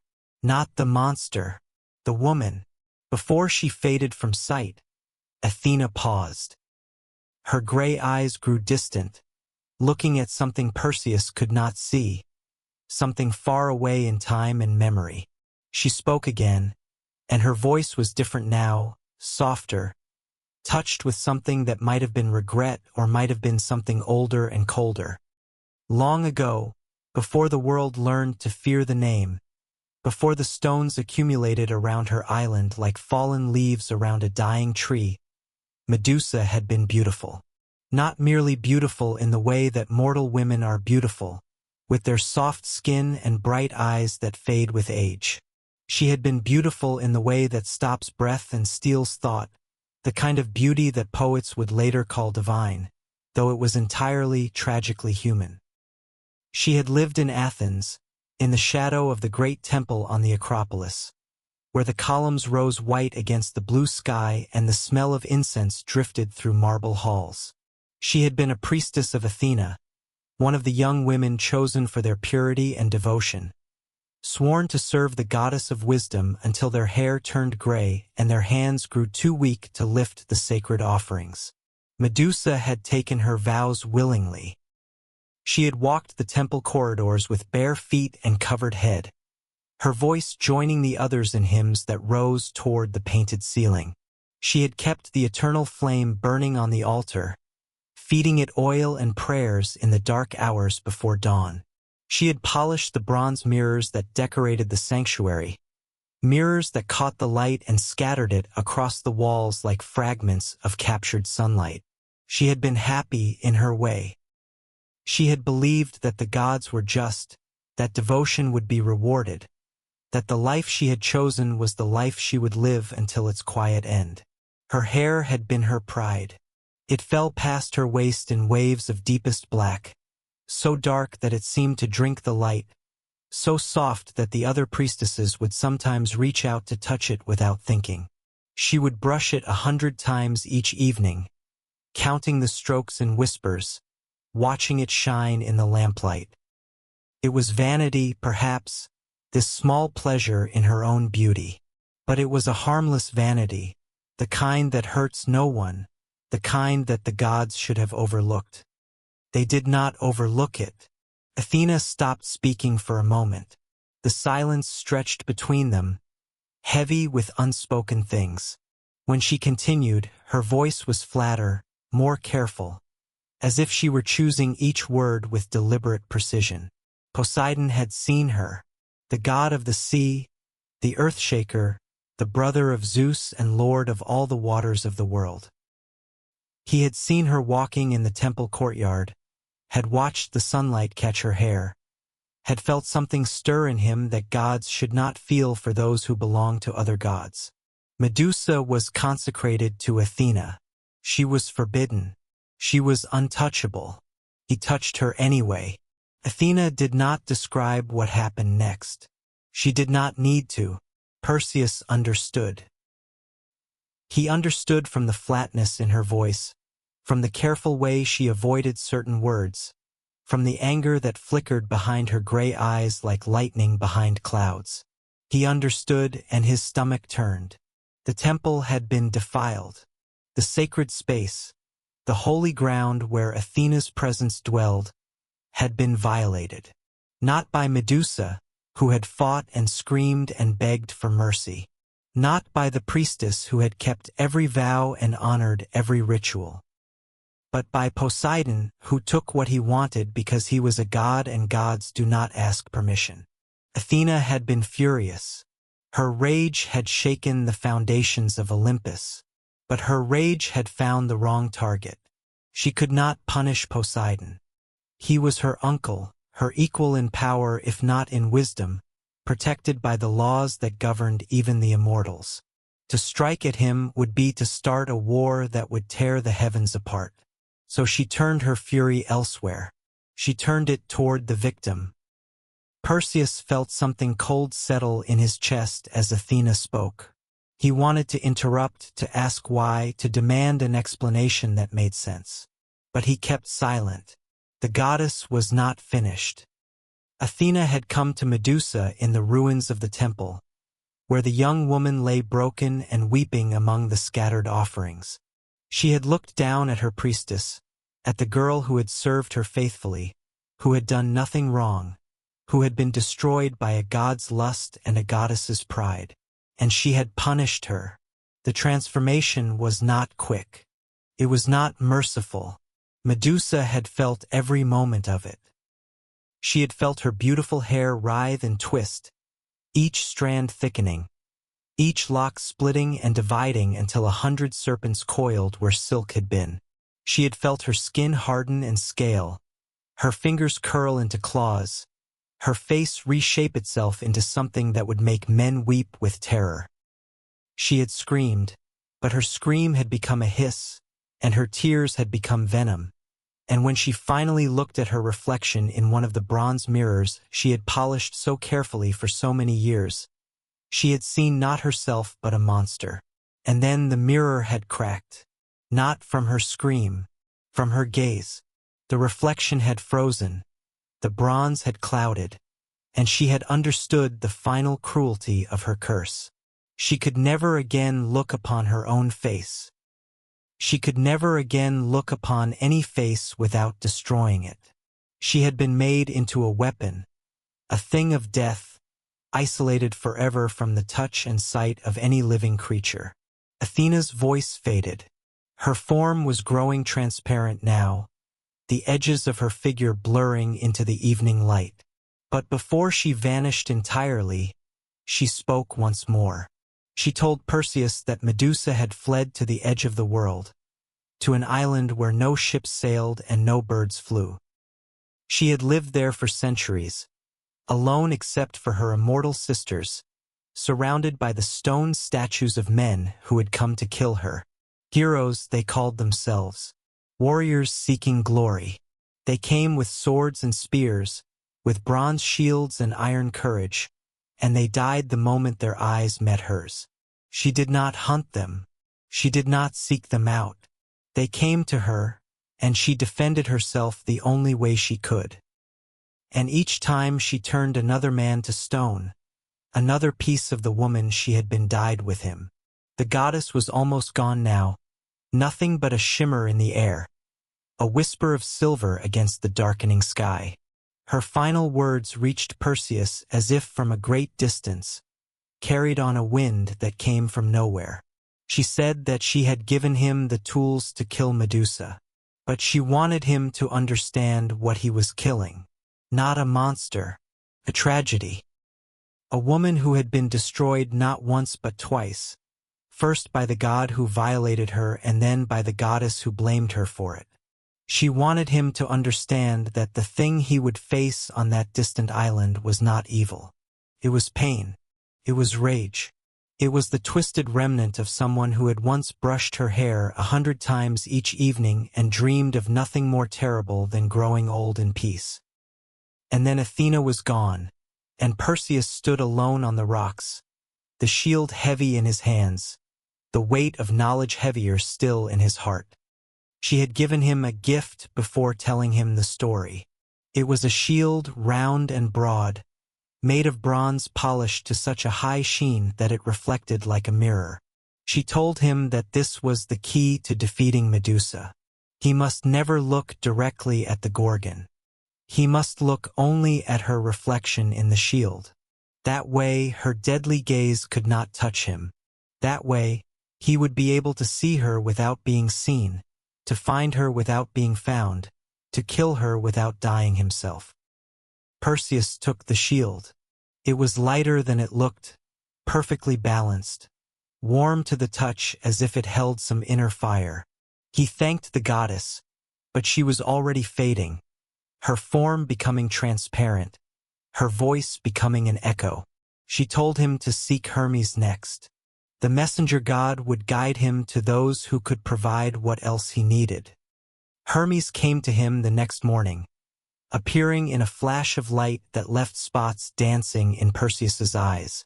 The god was young in appearance, with a face that seemed always on the verge of a smile and eyes that sparkled with mischief. He wore winged sandals on his feet that seemed to stir with their own life, and a wide-brimmed hat on his head, and he carried a staff wound with 2 serpents that seemed almost alive. He moved with a quickness that made ordinary motion seem slow by comparison, as if he existed in a different flow of time than mortals. He told Perseus that the quest would require more than a shield. It would require weapons that no mortal smith could forge and tools that existed only in the keeping of immortals. But these things could not be given to him directly.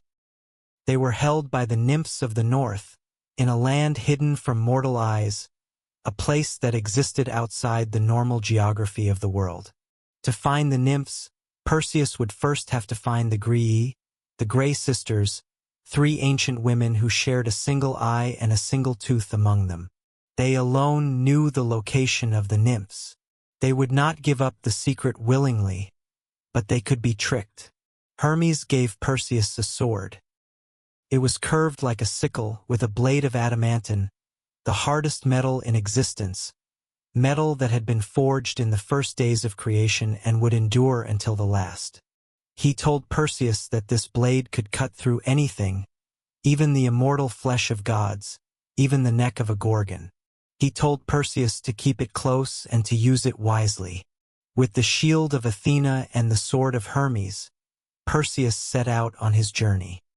The path to the land of the Graeae was long and strange.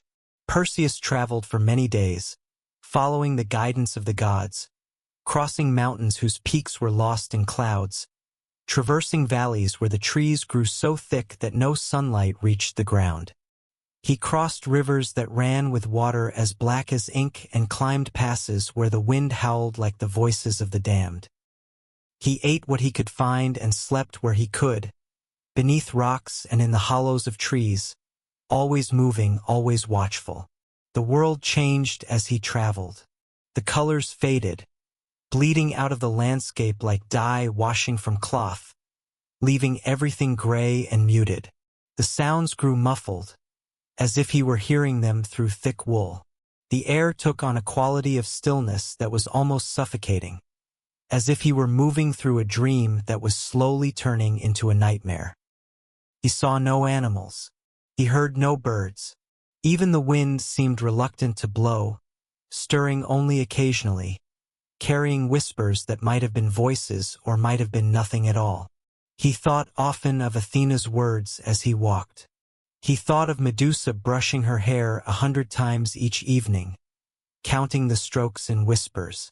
He thought of her walking through the temple corridors with bare feet, her voice rising with the others in hymns that praised the goddess she loved. He thought of her face in the bronze mirror in that final moment, seeing herself transformed into something terrible, understanding the full extent of her curse. The thoughts did not make him turn back. He could not turn back. His mother's life depended on completing this quest, and beyond that, there was the weight of his own word, the promise he had made in the great hall of Polydectes. But the thoughts changed something in him. They made the quest feel less like a triumph and more like a tragedy, less like a hero's glory and more like a necessary sorrow. At last, he came to the land of the Gree. It was exactly as Hermes had described, a place of rock and shadow, where the light was neither day nor night but something in between, a perpetual twilight that seemed to seep into the bones and settle there like cold. The ground was barren, covered with stones that ranged in size from pebbles to boulders, all of them the same uniform gray. There were no trees, no plants, no water, no sign that anything had ever lived here or ever would. There was only stone and sky and the endless whisper of wind through emptiness. He found them sitting in a circle on a flat outcrop of rock, 3 figures so ancient that they seemed to be made of the same stone that surrounded them. Their bodies were bent and twisted, their skin hanging loose on their bones like cloth draped over sticks. Their faces were wrinkled beyond recognition, their mouths sunken, their eye sockets empty except when the single eye rested there. They wore robes that might once have been white but were now the color of dust, and they moved with the slow deliberation of things that have existed too long to feel any urgency about anything. Perseus watched them from a distance, crouched behind a boulder, studying their movements. They were passing the eye between them, each sister taking her turn to see, holding it to her forehead and gazing out at the gray landscape before handing it to the next. The tooth passed between them as well, though less frequently, since there was nothing to eat in this barren place. He waited until he understood the pattern. He counted the moments between each transfer, marked the rhythm of their movements, planned his approach with the same care he had learned from watching fishermen wait for the perfect moment to cast their nets. The moment came when the eye was in transit, passing from one sister's hand to another's. In that instant, when none of them could see, Perseus darted forward. His hand closed around the eye before the receiving sister's fingers could touch it. He stepped back quickly, putting distance between himself and their grasping hands.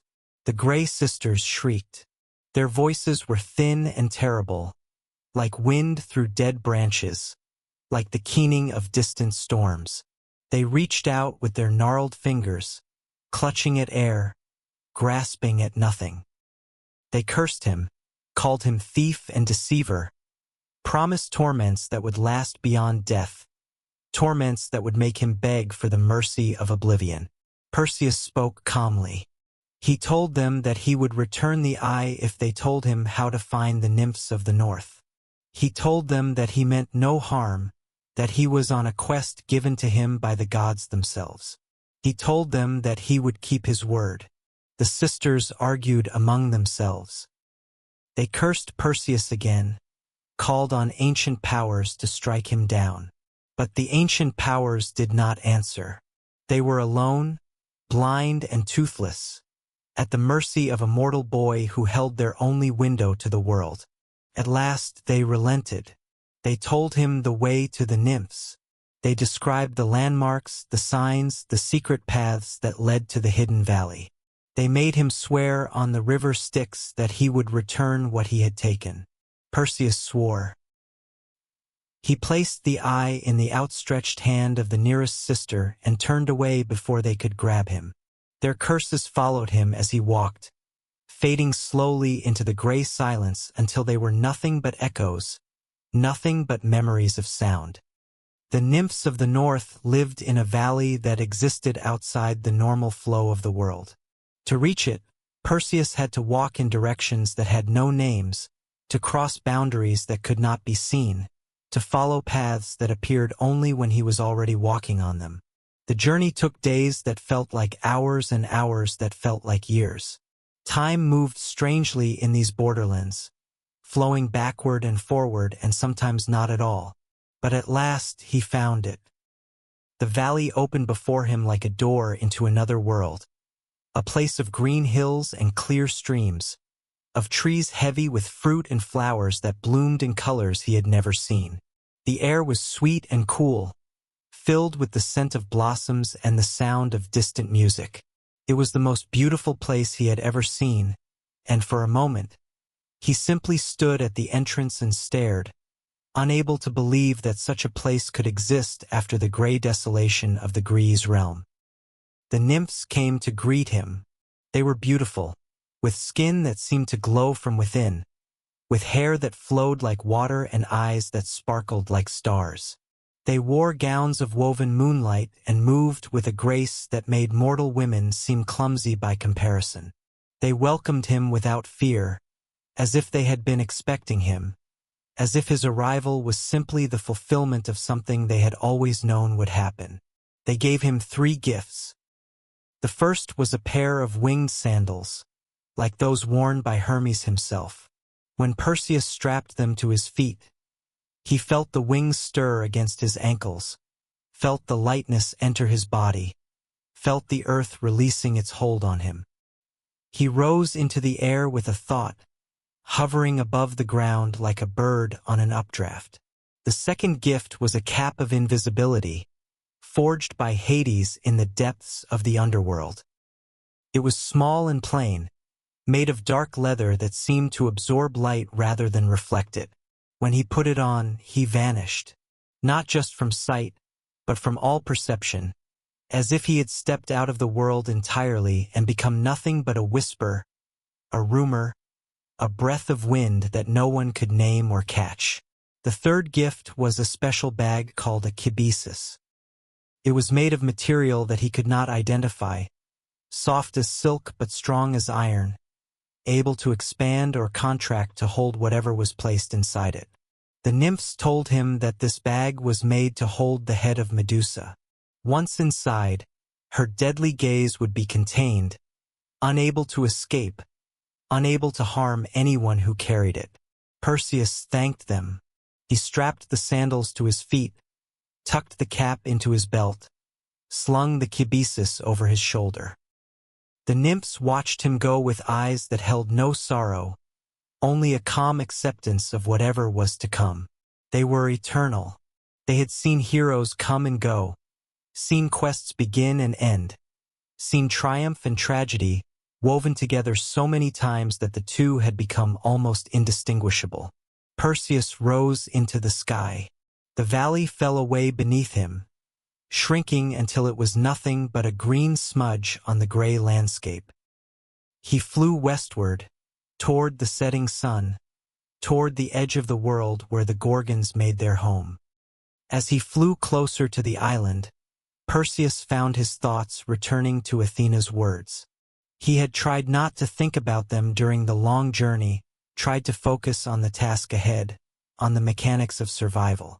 But now, with the dark shore rising before him like the edge of a nightmare, he could not escape them any longer. Medusa had been human once. She had laughed and wept and dreamed. She had felt the sun on her face and the wind in her hair.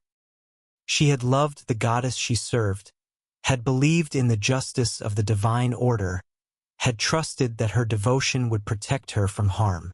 And all of that had been stripped away in a single night, in a single act of violence that she had not chosen and could not prevent. He thought about Danae, his mother, locked in a bronze chamber for the crime of being beautiful. He thought about Andromeda, whom he had not yet met but would soon find chained to a rock for the sin of having a foolish mother. He thought about all the women he had known who had suffered because men and gods could not control their desires, who had been punished for the weakness of others, who had been transformed into objects and obstacles and offerings. Medusa was one of them. She was not the villain of this story. She was another victim, another sacrifice on the altar of divine caprice. The only difference was that she had been given the power to fight back, and that power had made her monstrous in the eyes of those who feared it. Perseus felt something shift in his chest. Not sympathy exactly. He could not afford sympathy. Sympathy would slow his hand, cloud his judgment, get him killed. But understanding. He understood now what he was facing. He understood that the creature in the cave was not a thing to be hated but a tragedy to be mourned. He understood that killing her was not a triumph but a mercy, an end to centuries of isolation and pain. He would still do it. He had no choice. His mother's life depended on it, and his own, and the future he hoped to build. But he would not celebrate. He would not boast. He would do what needed to be done, and he would carry the weight of it for the rest of his life. The island of the Gorgons lay at the uttermost edge of the world, where the sea met the sky and both dissolved into mist. No ship had ever reached it and returned. No bird flew above its shores. No fish swam in the waters that surrounded it. It was a place of endings, a place where the normal rules of existence gave way to something older and stranger, something that did not welcome the living. Perseus saw it from a great distance, a dark smudge on the horizon that grew larger as he flew. The island rose from the sea like a broken tooth, its cliffs black and jagged, its summit hidden in clouds that never moved. The water around it was still, unnaturally still, reflecting the gray sky like a mirror that had no edges. There was no wind. There was no sound. There was only silence, pressing down on everything like a weight. He landed at the edge of the beach. The sand beneath his feet was gray, the same gray as the sand in the land of the Gree, the same gray as everything in this place seemed to be. The stones along the shore were black and smooth, polished by waves that no longer moved. The air smelled of salt and decay, of something that had died long ago and never been buried. He put on the cap of invisibility. The world shifted slightly, becoming less solid, less real, as if he were watching it through a veil. He could still see everything, but he knew that nothing could see him. He was a ghost, a shadow, a presence without form. He began to walk inland. The statues appeared almost immediately. They stood in clusters along the beach, in rows leading up the hillside, in circles around flat areas that might once have been campsites. They were men, all of them, frozen in the moment of their deaths. Some held swords raised. Some held shields before their faces. Some had their hands outstretched, as if reaching for something they would never grasp. Their expressions were the worst part. Horror, despair, disbelief, the full range of human emotion captured and preserved forever in cold gray stone. Perseus moved among them without stopping. He did not look at their faces. He did not count their numbers. He kept his eyes on the ground ahead of him, watching only through the reflection in Athena's shield. The polished bronze showed him the world in reverse, showed him what lay ahead without requiring him to look directly at anything. But he could not help noticing them.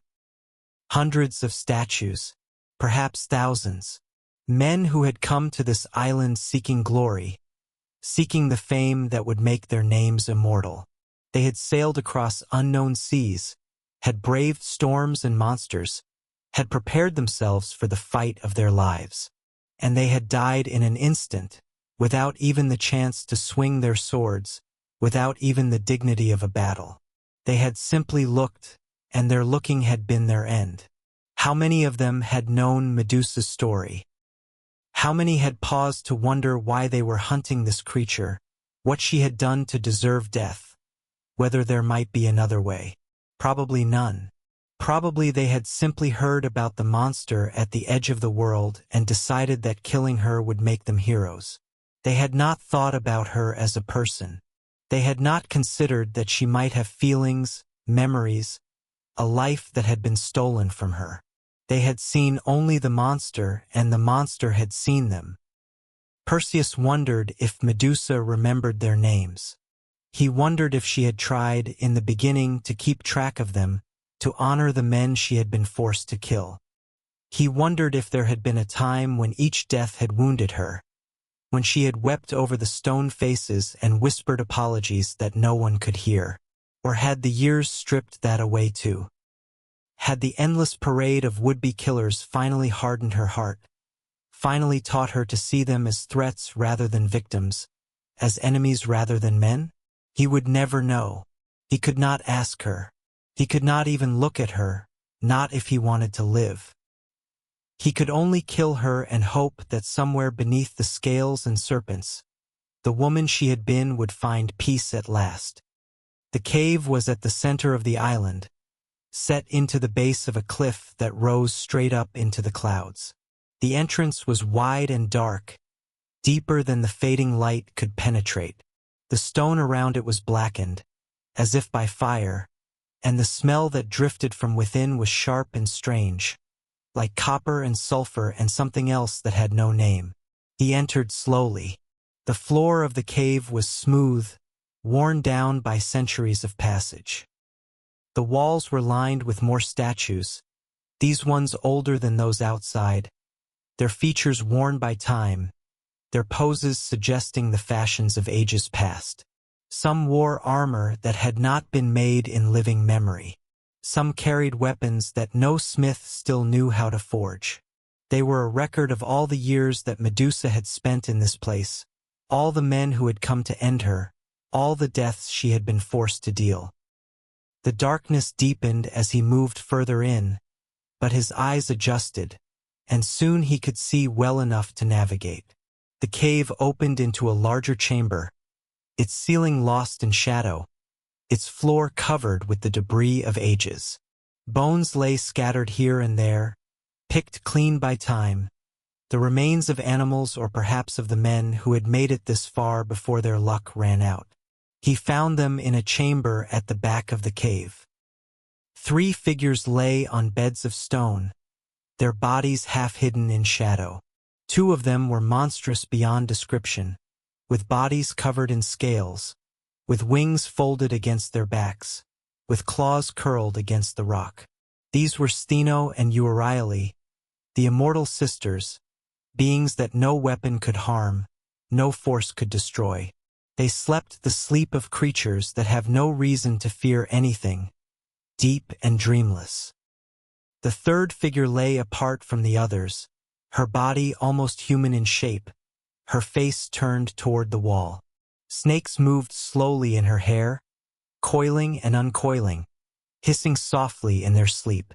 This was Medusa. Perseus crept closer. He held the shield before him, angling it to catch the faint light that filtered in from the cave mouth. In the polished bronze, he could see the reflection of the sleeping Gorgon. Even in the mirror, even at this remove, her face was terrible. It had been beautiful once, that much was clear. The bones were delicate, the features well-proportioned. But the beauty had been twisted, corrupted, transformed into something that hurt to look upon.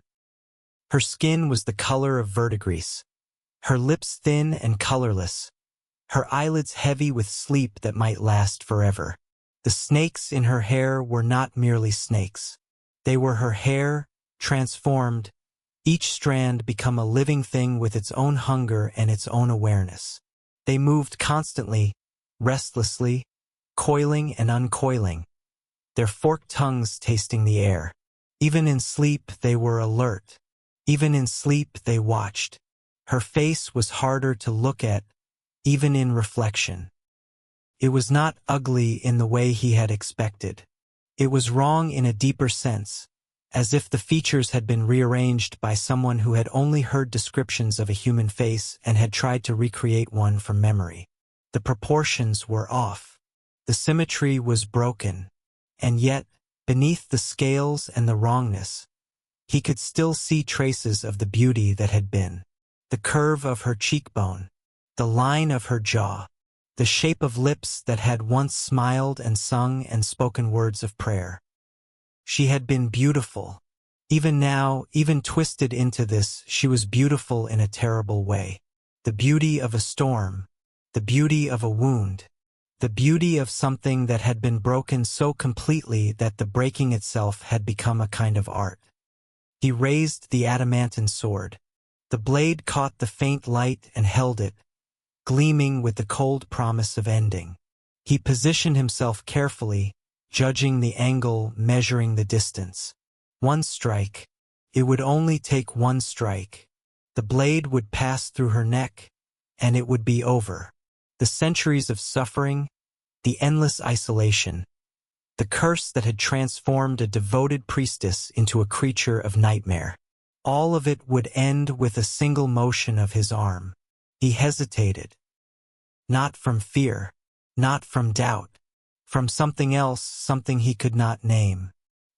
He looked at her in the shield, at this woman who had done nothing wrong, who had been punished for another's crime, who had spent longer than he could imagine alone on this barren rock, surrounded by the stone faces of men who had wanted her dead. He looked at her, and he felt the weight of what he was about to do settle on his shoulders like a cloak of iron. She had not asked for this. She had not chosen it. She had been a girl once, a girl who brushed her hair and tended sacred flames and believed in the justice of the gods. And the gods had taken everything from her, had twisted her into a weapon, had made her into a monster so that they would not have to look at what they had done. Perseus understood monsters now.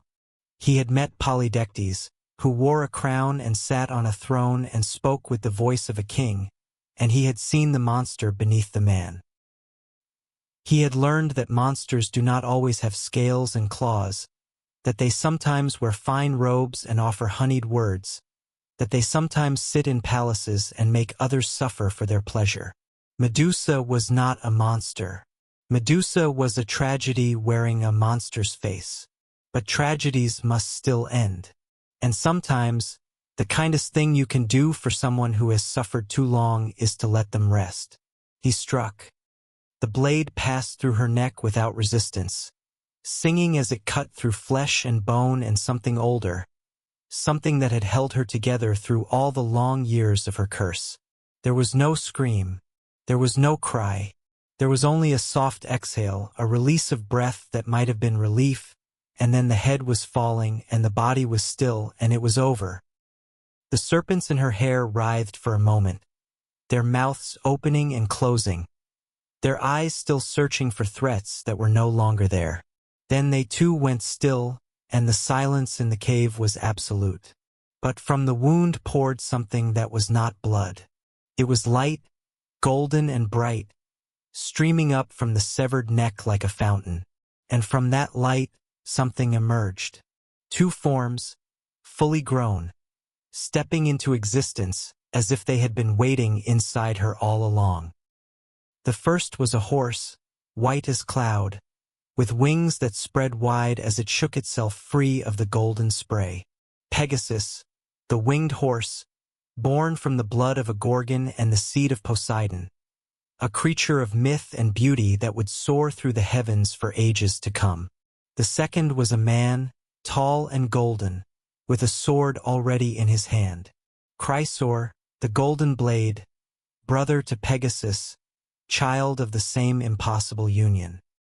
They had waited inside Medusa all these centuries, trapped, until the blade set them free. Perseus did not pause to wonder. He reached down and seized the head without looking at it. The snakes still writhed weakly, their mouths opening and closing, but their eyes were already growing dim. He thrust the head into the kibisis and felt the bag seal itself around it, containing the deadly gaze, trapping it forever in darkness.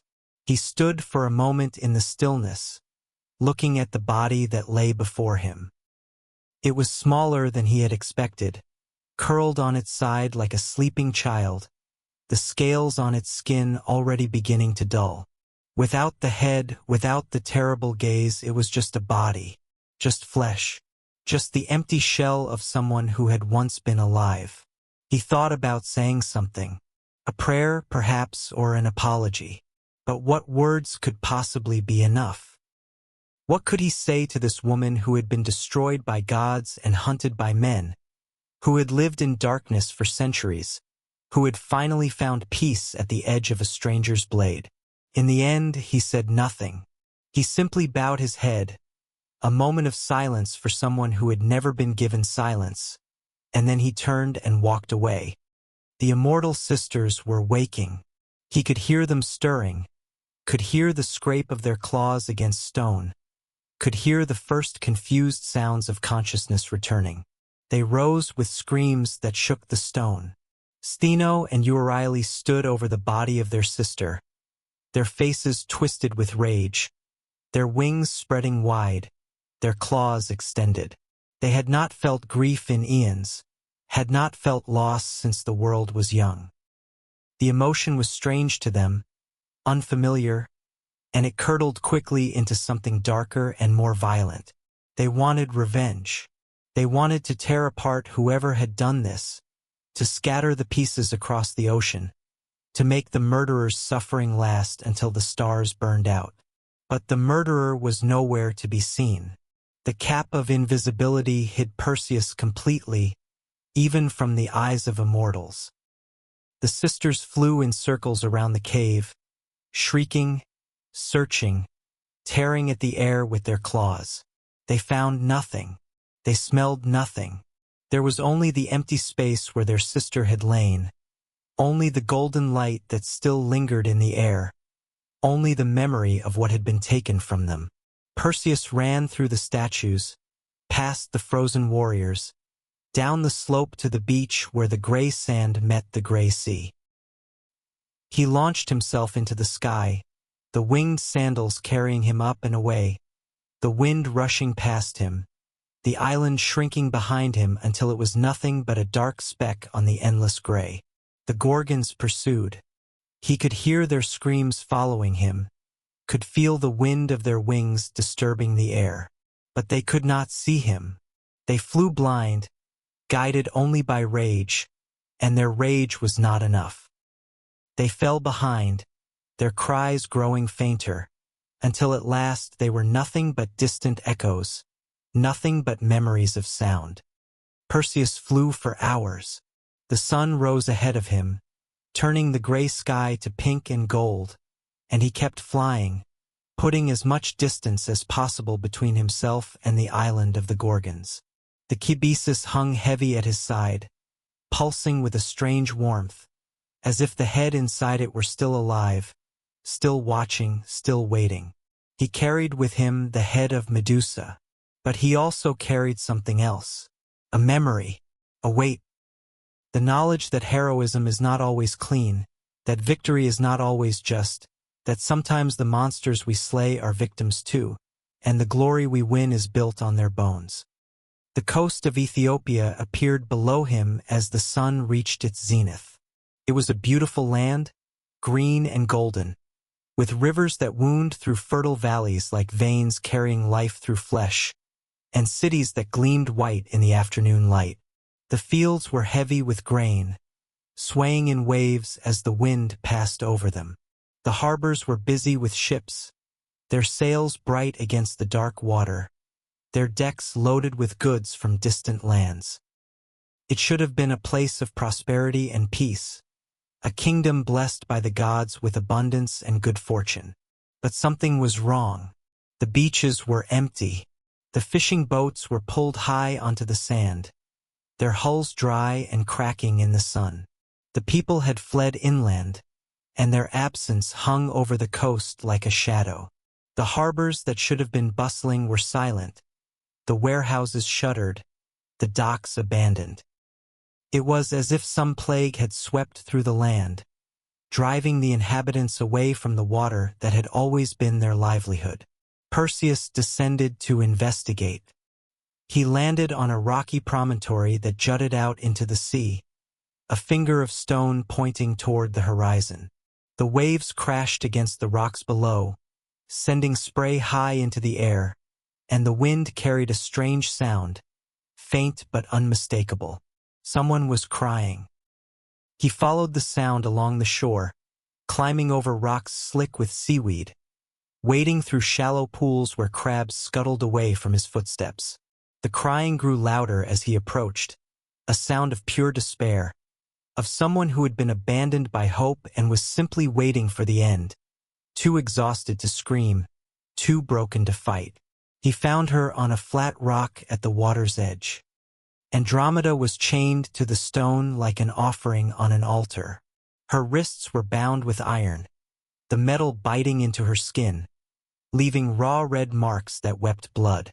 Her ankles were shackled with bronze, the chains fastened to rings driven deep into the rock. The tide was rising. Already the water lapped at the base of the stone, reaching higher with each wave, and soon it would reach her feet, her knees, her waist, her chest.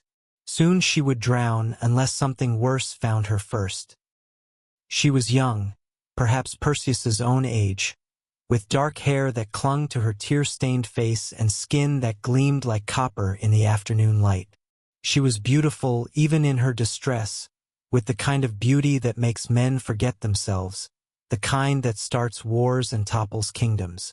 But her beauty meant nothing now. She was alone, and she was dying, and all the grace in the world could not save her from the water that was rising or the thing that waited in the depths. Perseus landed beside her. She looked up at him with eyes that held no hope, only the dull acceptance of someone who has already said their goodbyes, who has made peace with an ending that cannot be avoided. She did not scream. She did not beg. She simply watched him, waiting to see what new torment the gods had devised. He asked her who she was. He asked her why she was chained to this rock, why she was crying, why the beaches were empty and the boats were beached. She told him, in a voice hoarse from weeping, a story that was becoming all too familiar. Her name was Andromeda. She was the daughter of Cepheus and Cassiopeia, king and queen of Ethiopia. Her mother had been foolish as only the proud can be. She had boasted of her beauty, and more than that, she had boasted of Andromeda's beauty, claiming that her daughter was more beautiful than the Nereids themselves, the sea nymphs who attended Poseidon, the spirits of the waves who danced in the foam and sang in the depths. The god had heard, and he had been offended. The Nereids had come to him with their complaints, their beautiful faces twisted with outrage at the mortal who dared compare herself to the divine. And Poseidon, who took offense easily and forgave slowly, had sent his punishment. A great flood had swept over the coast, destroying villages and drowning fields.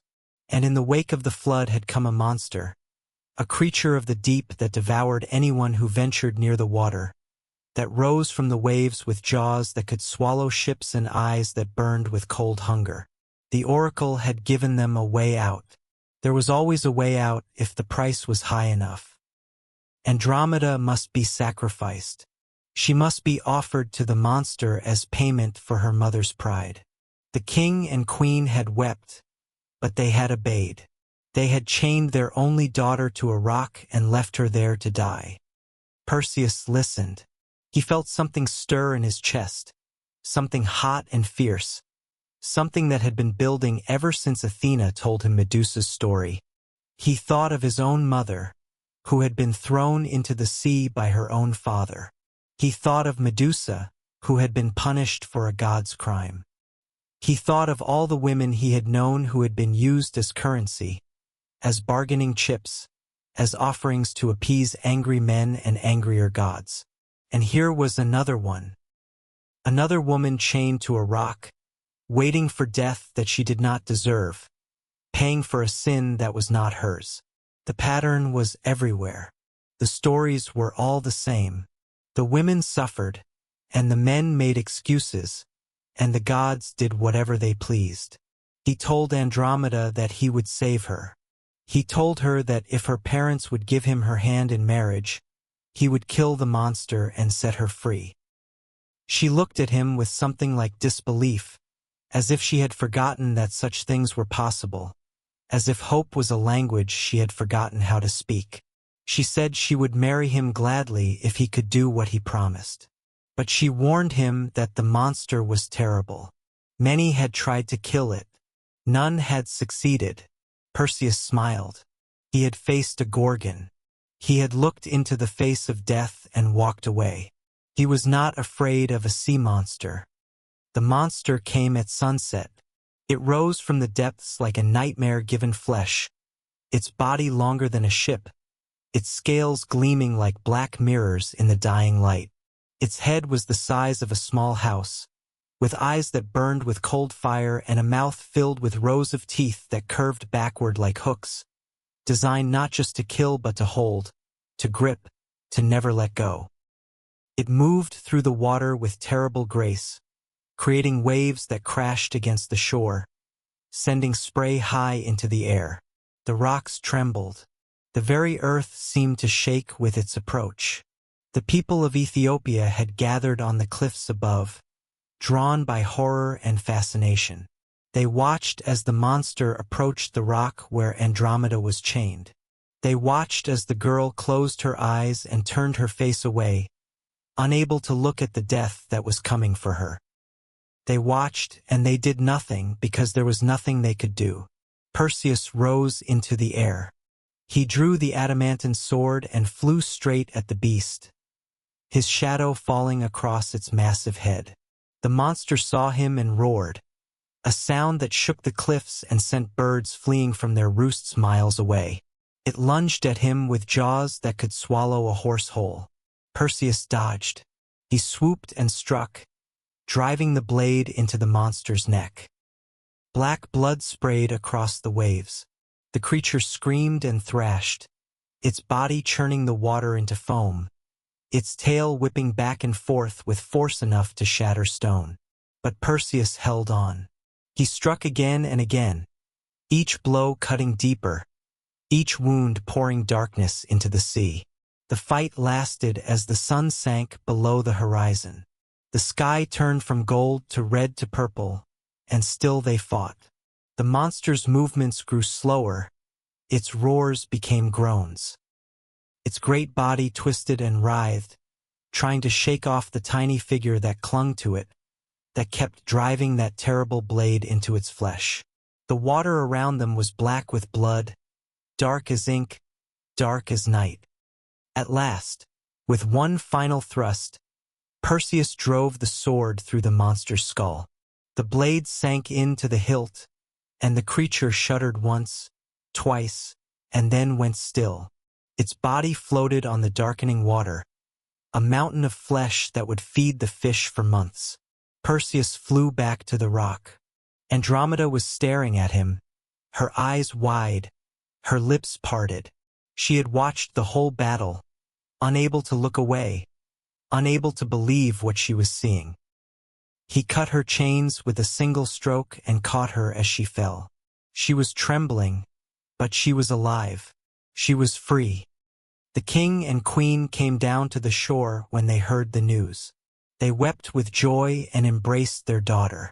They praised Perseus as a hero, as a savior, as a gift from the gods themselves. They agreed to the marriage without hesitation, grateful beyond words that their foolish pride had not cost them everything. A feast was prepared, and the whole city celebrated the end of the curse. But not everyone was pleased. Andromeda had been promised to another man before this. His name was Phineus, and he was the brother of the king. He had done nothing to save her when she was chained to the rock. He had hidden in his chambers while the monster circled the shore, while his betrothed waited for death with the water rising around her. But now that the danger had passed, now that someone else had done the hard work of heroism, he emerged to demand his rights. He said that Andromeda belonged to him. He said that Perseus was a foreigner, a nobody, a man with no claim to a royal bride. The wedding feast became a battlefield. Phineus brought his soldiers into the hall, their swords drawn, their faces hard with hate. They surrounded Perseus and demanded that he surrender Andromeda or die. There were 50 of them, perhaps more, armed men who had not lifted a finger to save the girl but were willing to kill for the right to own her. Perseus looked at them. He looked at Phineus, whose face was twisted with jealousy and rage. He looked at Andromeda, who stood behind him, her hand on his shoulder, her eyes filled with fear. He reached into the kibisis. The effect was instantaneous. Every man who looked upon the Gorgon's face was turned to stone. Phineus froze mid-step, his sword raised, his mouth open in a shout that would never be heard. His soldiers became statues where they stood, their armor gleaming, their expressions locked in eternal surprise. The hall fell silent except for the gasping of those who had looked away in time. Perseus returned the head to the bag. He looked at Andromeda and she looked at him. Neither of them spoke. What was there to say? He had killed men for her. He had turned them to stone with a power that was not his own, with the face of a woman who had suffered as much as anyone could suffer. There was no joy in it. There was only the quiet understanding that this was what the world demanded, that this was the price of survival. The wedding continued, and when it was done, Perseus took his bride and prepared to leave. He had been away from home too long. His mother was waiting. Polydectes was waiting. The story was not finished yet. They sailed back to Seriphos on a ship provided by Cepheus. The journey took many weeks, but they were good weeks. Perseus and Andromeda talked for hours, learning each other, building the foundation of something that would last. He told her about his childhood, about the bronze chamber and the wooden chest, about the years with Dictys and the cruelty of Polydectes. She told him about her own life, about the palace in Ethiopia, about the moment when her parents had led her to the rock and left her there to die. They were both survivors. They had both been used as pawns in games played by those with more power than wisdom. They had both faced death and found a way through. It was not a conventional courtship, but it was honest. And honesty, they were learning, was worth more than flowers and poetry. When they reached Seriphos, Perseus found the island changed. The harbor was quiet. The streets were empty. A shadow had fallen over everything, and its name was Polydectes. The king had grown tired of waiting. When Perseus did not return, he had assumed the young man was dead, swallowed by the monster at the edge of the world like all the fools before him. He had gone to Danae and told her that her son was never coming back. He had demanded that she marry him at once. When she refused, he had dragged her to the temple of Athena and locked her inside, threatening to starve her if she did not submit. Dictys had tried to protect her. He had confronted his brother, pleading for mercy, but Polydectes had laughed and had him thrown into a cell beneath the palace. The kind fisherman who had saved Danae and Perseus so many years ago, who had given them a home when they had nothing, was now a prisoner in his own land. Perseus listened to this story from the fisherman who met them at the harbor. His face was calm, but his eyes burned with a cold fire. He told Andromeda to wait by the ship. He walked alone to the palace, his hand on the kibisis. The doors of the palace were open. Inside, Polydectes was holding a feast. His soldiers filled the hall, drinking and laughing, celebrating their king's triumph. They believed that nothing could challenge them now. The boy was dead. The mother was broken. The island was theirs. Then Perseus walked through the door. The laughter stopped. The cups froze halfway to lips. Every eye in the hall turned to the young man who stood in the entrance, dusty from travel but straight-backed and proud. Polydectes rose from his throne. His smile flickered but did not fade. He said that he was surprised to see Perseus alive. He said that he had assumed the Gorgon had turned him to stone like all the others. He asked, with a sneer in his voice, whether Perseus had brought the wedding gift he had promised. Perseus nodded. He said that he had brought exactly what the king had asked for. He reached into the bag. The king of Seriphos had time to see the writhing snakes, the terrible face, the eyes that held death itself. He had time to open his mouth, perhaps to scream, perhaps to beg. But the words never came. His body hardened. His skin turned gray. In the space of a heartbeat, Polydectes became a statue, frozen forever in the moment of his reckoning. His soldiers met the same fate. Every man who had served the tyrant, every man who had laughed at his cruelty and shared in his crimes, was turned to stone where he stood. The hall became a garden of statues, silent and still, their wine still wet on the table, their bread still warm in their hands. Perseus returned the head to the bag. He walked through the hall without looking back. He found his mother in the temple, pale and thin but alive. She wept when she saw him. She held him as she had held him when he was a baby, adrift on the endless sea. And for a moment the hero was just a son again, grateful to be home. The island of Seriphos rejoiced. The tyrant was dead. The prisoners were freed. Dictys emerged from his cell, blinking in the sunlight, and the people crowned him king in his brother's place.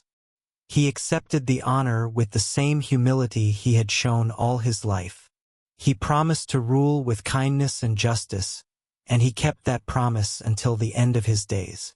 Perseus stayed for a time, resting from his journey, reuniting with his mother, introducing her to Andromeda. The two women became close quickly. They had both known what it was to be threatened by powerful men. They had both survived through courage and patience. They understood each other in ways that did not need words. But Perseus knew that his story was not over. There was still one thread left hanging, one piece of unfinished business that he could not ignore. The prophecy. The oracle at Delphi had spoken of a grandson who would kill his grandfather. Perseus was that grandson. Acrisius was still alive. He did not want to kill his grandfather. He did not want the prophecy to come true. He had never met Acrisius, had never looked into his eyes or heard his voice. The man who had locked Danae in a bronze chamber and cast them both into the sea was a stranger to him. But Perseus had learned something important during his quest. He had learned that some things cannot be avoided.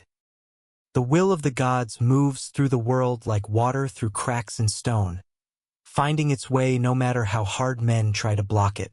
He decided to go to Argos, not to kill Acrisius, but to confront him. Perhaps they could make peace. Perhaps the old king had changed. Perhaps, after so many years, the curse could be lifted. He traveled to Argos with Andromeda and Danae. The journey was long but peaceful. The seas were calm. The winds were fair.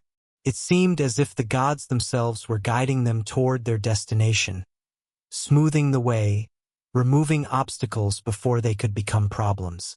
Perhaps the gods knew what was coming. Perhaps they wanted to make sure that the prophecy came true, that the thread of fate they had spun so long ago was woven to its proper end. But when they arrived, they found the city in chaos. Acrisius was not there. He had heard rumors that his grandson was still alive. He had heard that the boy had killed a Gorgon, saved a princess, destroyed a tyrant. The prophecy that had haunted him for so many years had returned, more terrible than ever, and his fear had returned with it. He had fled Argos, abandoning his throne, running from the fate he could not escape. Perseus pursued him. He did not know why. Perhaps he hoped to find the old man and speak to him, to tell him that he meant no harm, that he had no desire to fulfill the oracle's words. Perhaps he simply wanted to see the face of the man who had tried to kill him before he was born. Whatever the reason, he followed the trail across Greece, from city to city, always a step behind. He found him at last in Larissa, a city in Thessaly far from Argos. Acrisius had taken refuge there, hiding among strangers, hoping that distance would protect him from the fate that had haunted his dreams for decades. But distance means nothing to the gods. Fate does not care about miles. A great festival was being held in Larissa. The city was celebrating the funeral games of the recently deceased king, and athletes had gathered from across Greece to compete in his honor. There were races and wrestling matches, spear throws and chariot competitions. The stands were filled with spectators, nobles and commoners alike, all eager to see the displays of strength and skill. Perseus arrived in the middle of the celebrations. He did not know that Acrisius was there. He did not know that his grandfather was sitting in the stands, watching the contests, thinking himself safe among the crowds. Perseus was invited to compete in the discus throw. It was a common event, a test of strength and skill that he had practiced many times on the beaches of Seriphos. He accepted without hesitation. He took his place among the other athletes and waited for his turn. When his moment came, he stepped forward. He held the heavy bronze disc in his hand, feeling its weight, finding his balance. The crowd fell silent. All eyes were on him, this tall stranger with the bearing of someone destined for greatness. He drew back his arm and threw. The discus sailed through the air. It flew higher and farther than anyone expected, climbing toward the sky, catching the light of the afternoon sun. But then a gust of wind caught it. The disc veered off course, spinning wildly toward the stands where the spectators sat. It struck an old man in the head. The crowd screamed. People rushed to help, but it was too late. The blow had been fatal. The old man lay still on the ground, his eyes open and empty, his face frozen in an expression of surprise. It was Acrisius. Perseus did not learn the truth until later. When they told him who the old man was, he did not believe them at first. He had never seen his grandfather's face. He had never heard his voice. But the evidence was undeniable. The man he had killed was the king of Argos, the father of Danae, the one who had tried to destroy him before he was born. The prophecy had come true, not through malice, not through vengeance, through an accident, a gust of wind, a discus thrown in a game. The gods had spoken, and their words could not be unsaid. Perseus wept. He had not wanted this. He had not sought it. He had come to Argos hoping for reconciliation, hoping that the old man had changed, hoping that fate could be bent if not broken. But he understood now that some things are beyond the power of men to prevent. The thread of fate had been spun before he was born, and it had been wound around his life ever since. Acrisius had spent his whole existence running from this moment, and in the end, his running had brought him straight to it. The man who had tried to escape prophecy by locking his daughter in bronze, by casting her into the sea, by building walls against the future, had been killed by a grandson he had never met, in a city he had fled to for safety, by an accident that no one could have predicted or prevented. The irony was bitter, but it was also complete. The gods had made their point. No one escapes. No one outruns their fate. The harder you run, the faster it catches you. Perseus could not bear to rule Argos after what he had done.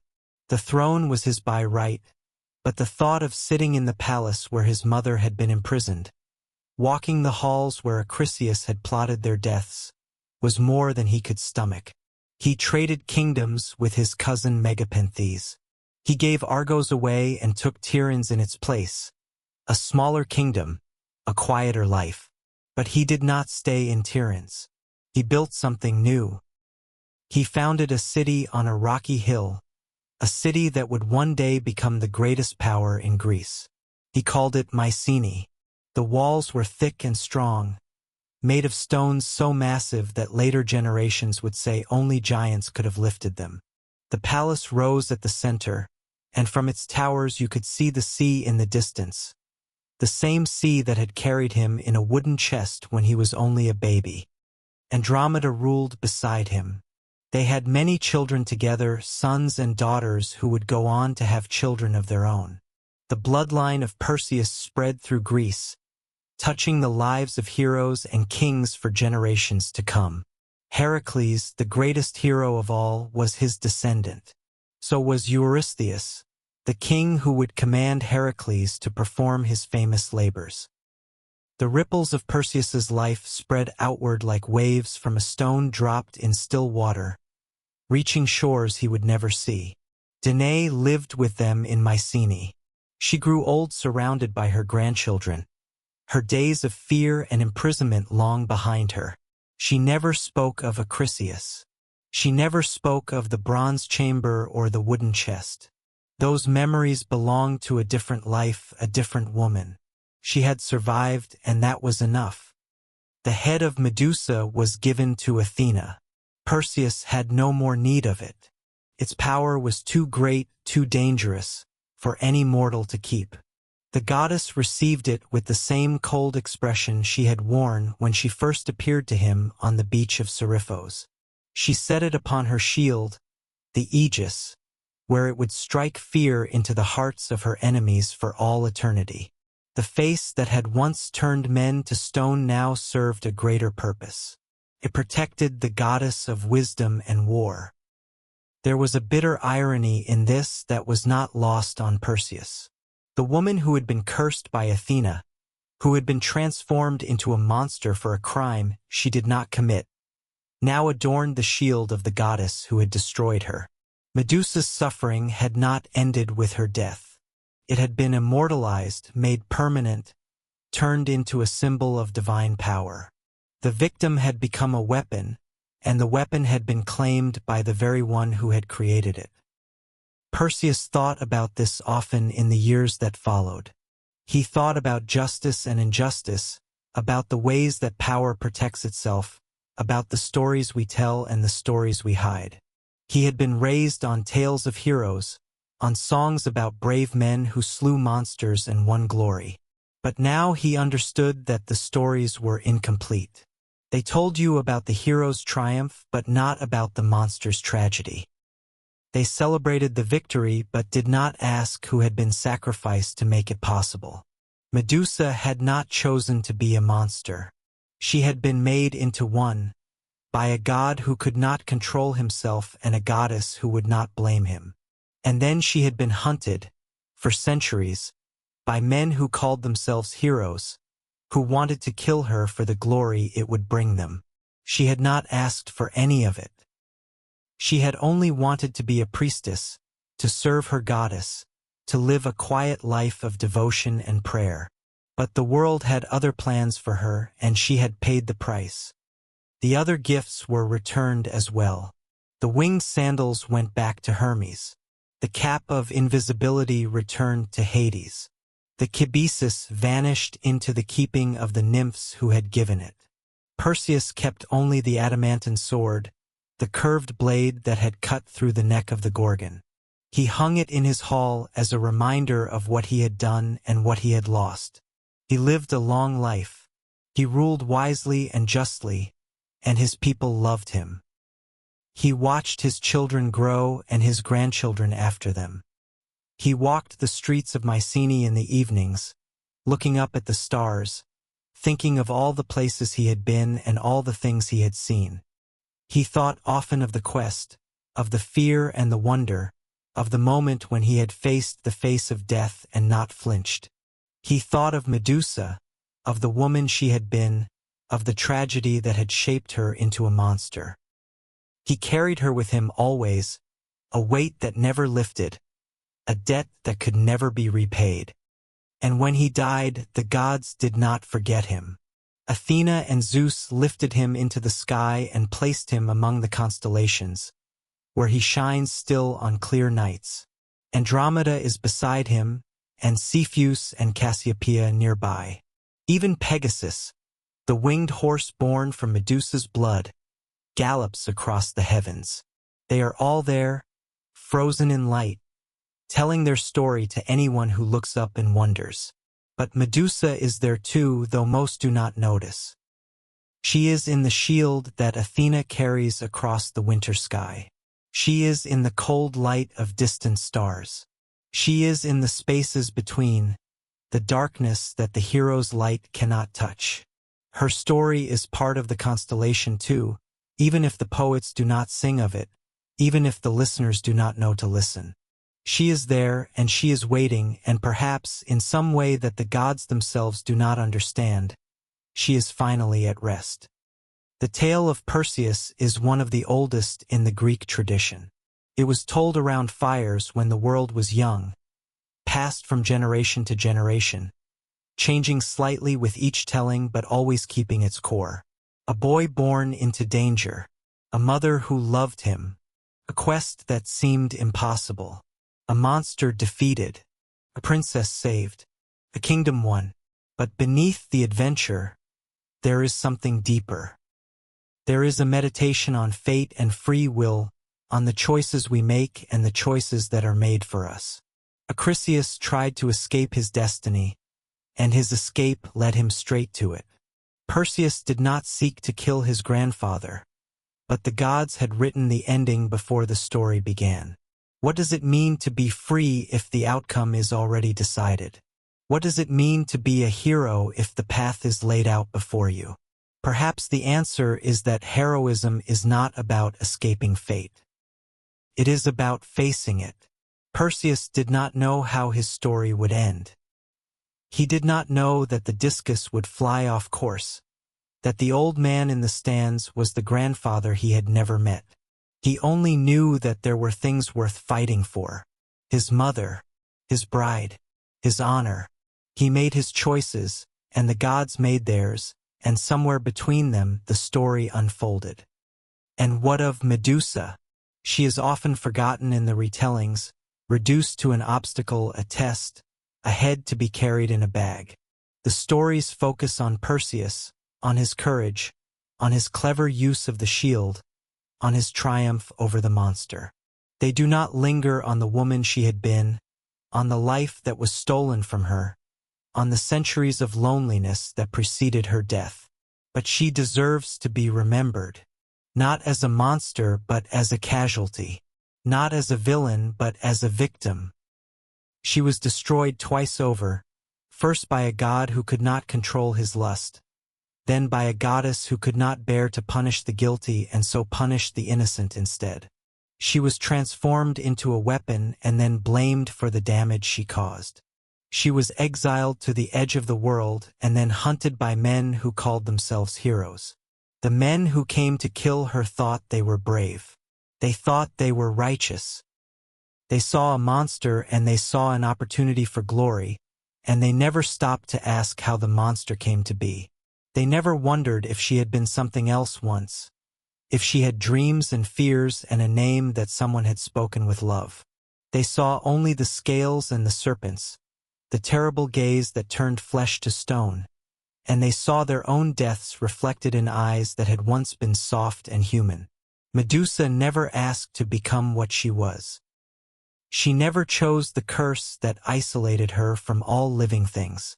She was a priestess who kept her vows, a woman who trusted the gods, a girl who brushed her hair 100 times each evening and never imagined that her beauty would be the cause of her destruction. The gods made her a monster, and then the gods sent heroes to destroy her, and somewhere in that cycle of creation and destruction, the truth of who she was disappeared entirely. Perseus understood this. He understood it as he flew away from the island with her head in his bag, as he felt the weight of it against his hip, as he tried not to think about the face hidden in the darkness. He had done what he needed to do. He had saved his mother, avenged the insult to his pride, proven himself worthy of the gifts the gods had given him. But he also knew that his victory was not clean, that it was tangled with injustice and tragedy, that the glory of his triumph was built on the bones of a woman who had never done anything wrong. Perhaps that is the deepest lesson hidden in the myth. Not that heroes are pure, not that the gods are just, not that courage and cleverness will always prevail. But that the world is complicated, that every story has more than one side, that the monsters we fear are sometimes the victims we refuse to see. Medusa was a monster, yes, but she was also Medusa. She was also a priestess and a woman and a girl with beautiful hair. She was all of these things at once, and the story is incomplete without all of them. So when you think of Perseus, think also of her. When you picture the hero with his winged sandals and his mirrored shield, picture also the woman in the cave, alone with her serpents, waiting for the death that would finally set her free. Remember that heroism is not always simple, that victory is not always clean, that the line between monster and victim is thinner than we like to believe. The myths do not always give us answers. Sometimes they only give us questions. And the question of Medusa, of who she was and what was done to her and whether any of it was just, is a question that has echoed through the centuries and still has no satisfying answer. Perhaps there is no answer. Perhaps the tragedy is the point. Perhaps we are meant to sit with the discomfort, to feel the weight of it, to understand that the world the Greeks imagined was no fairer than the world we live in now. Medusa is gone. Her head adorns the shield of Athena, the same goddess who cursed her, the same goddess who could not bring herself to punish the god who truly deserved it. The irony is bitter, and it was not lost on the ancient poets who first told this tale. They knew that justice among the gods was a fiction, that power protected power, that the weak suffered while the strong made excuses. They wove this knowledge into their stories, and the stories survived, and now we tell them again, and the questions remain. Tonight, as you lie in the dark and let these words wash over you, perhaps you can see them both. Perseus, flying through the sky with the wind in his hair, not knowing what tomorrow will bring. And Medusa, somewhere far below, in a cave at the edge of the world, surrounded by the stone faces of the men who came to destroy her, waiting for the next one, always waiting. The stars are the same stars that shone above them both. The moon is the same moon that lit their paths. The stories we tell are the stories they lived, and in the telling they live again. Perseus, son of Zeus, slayer of monsters, builder of kingdoms. Medusa, daughter of Phorcys, priestess of Athena, victim of gods and men. They are bound together forever now, hero and monster, victor and vanquished, two sides of the same ancient coin. The ancient Greeks believed that the dead were not truly gone as long as their names were spoken. Every time someone tells the story of Perseus, he walks the earth again. Every time a child looks up at the stars and asks about the winged horse, he flies once more. But the same must be true for Medusa. Every time we remember what was done to her, every time we speak her name with something other than fear, she lives again too. Not as a monster but as herself. As the woman she was before the curse, before the exile, before the endless parade of heroes who came to claim her head. So remember her name. Remember Danae, who survived the bronze chamber and the endless sea. Remember Andromeda, who waited on the rock with courage and grace. Remember Acrisius, who ran from his fate and found it waiting for him at the end. And remember Medusa, who was beautiful once, who served her goddess faithfully, who was punished for a crime she did not commit and became a monster so that the gods would not have to face their own injustice. They are all part of the same story, and the story is not finished. Continues every time someone listens. Continues tonight with you. The night is quiet now. The words are fading. the images growing soft and distant. Perhaps you are already drifting, already half in dreams. Perhaps you see the shores of Seriphos, the palace of Mycenae, the stars wheeling overhead in their endless dance.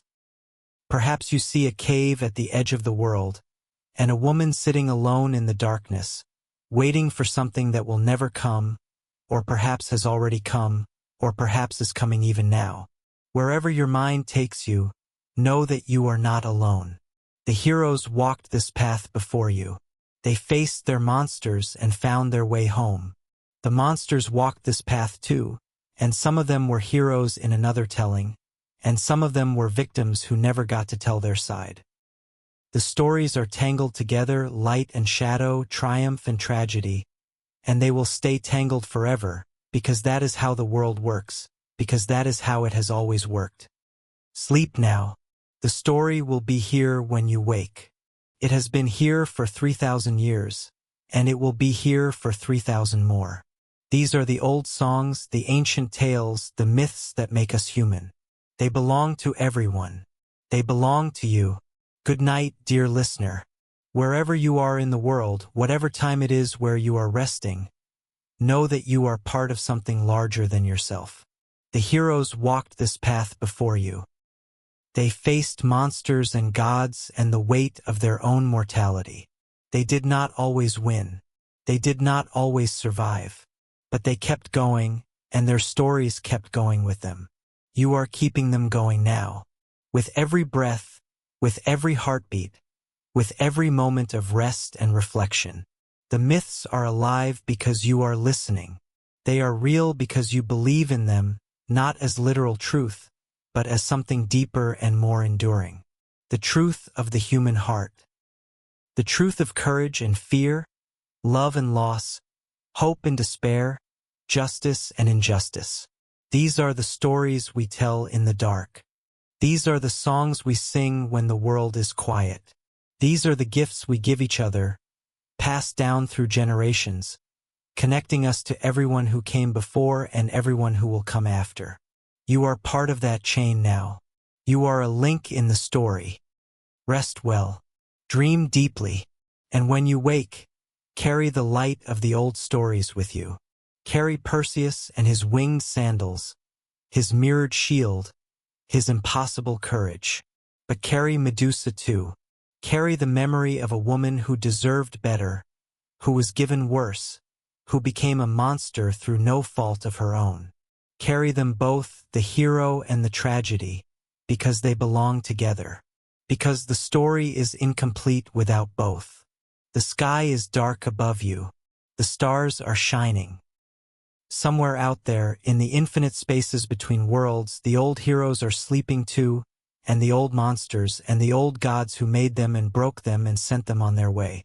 They are all resting now, and so should you. Sleep well. Rest deeply. The story continues as it always has, as it always will. Good night, and thank you for listening.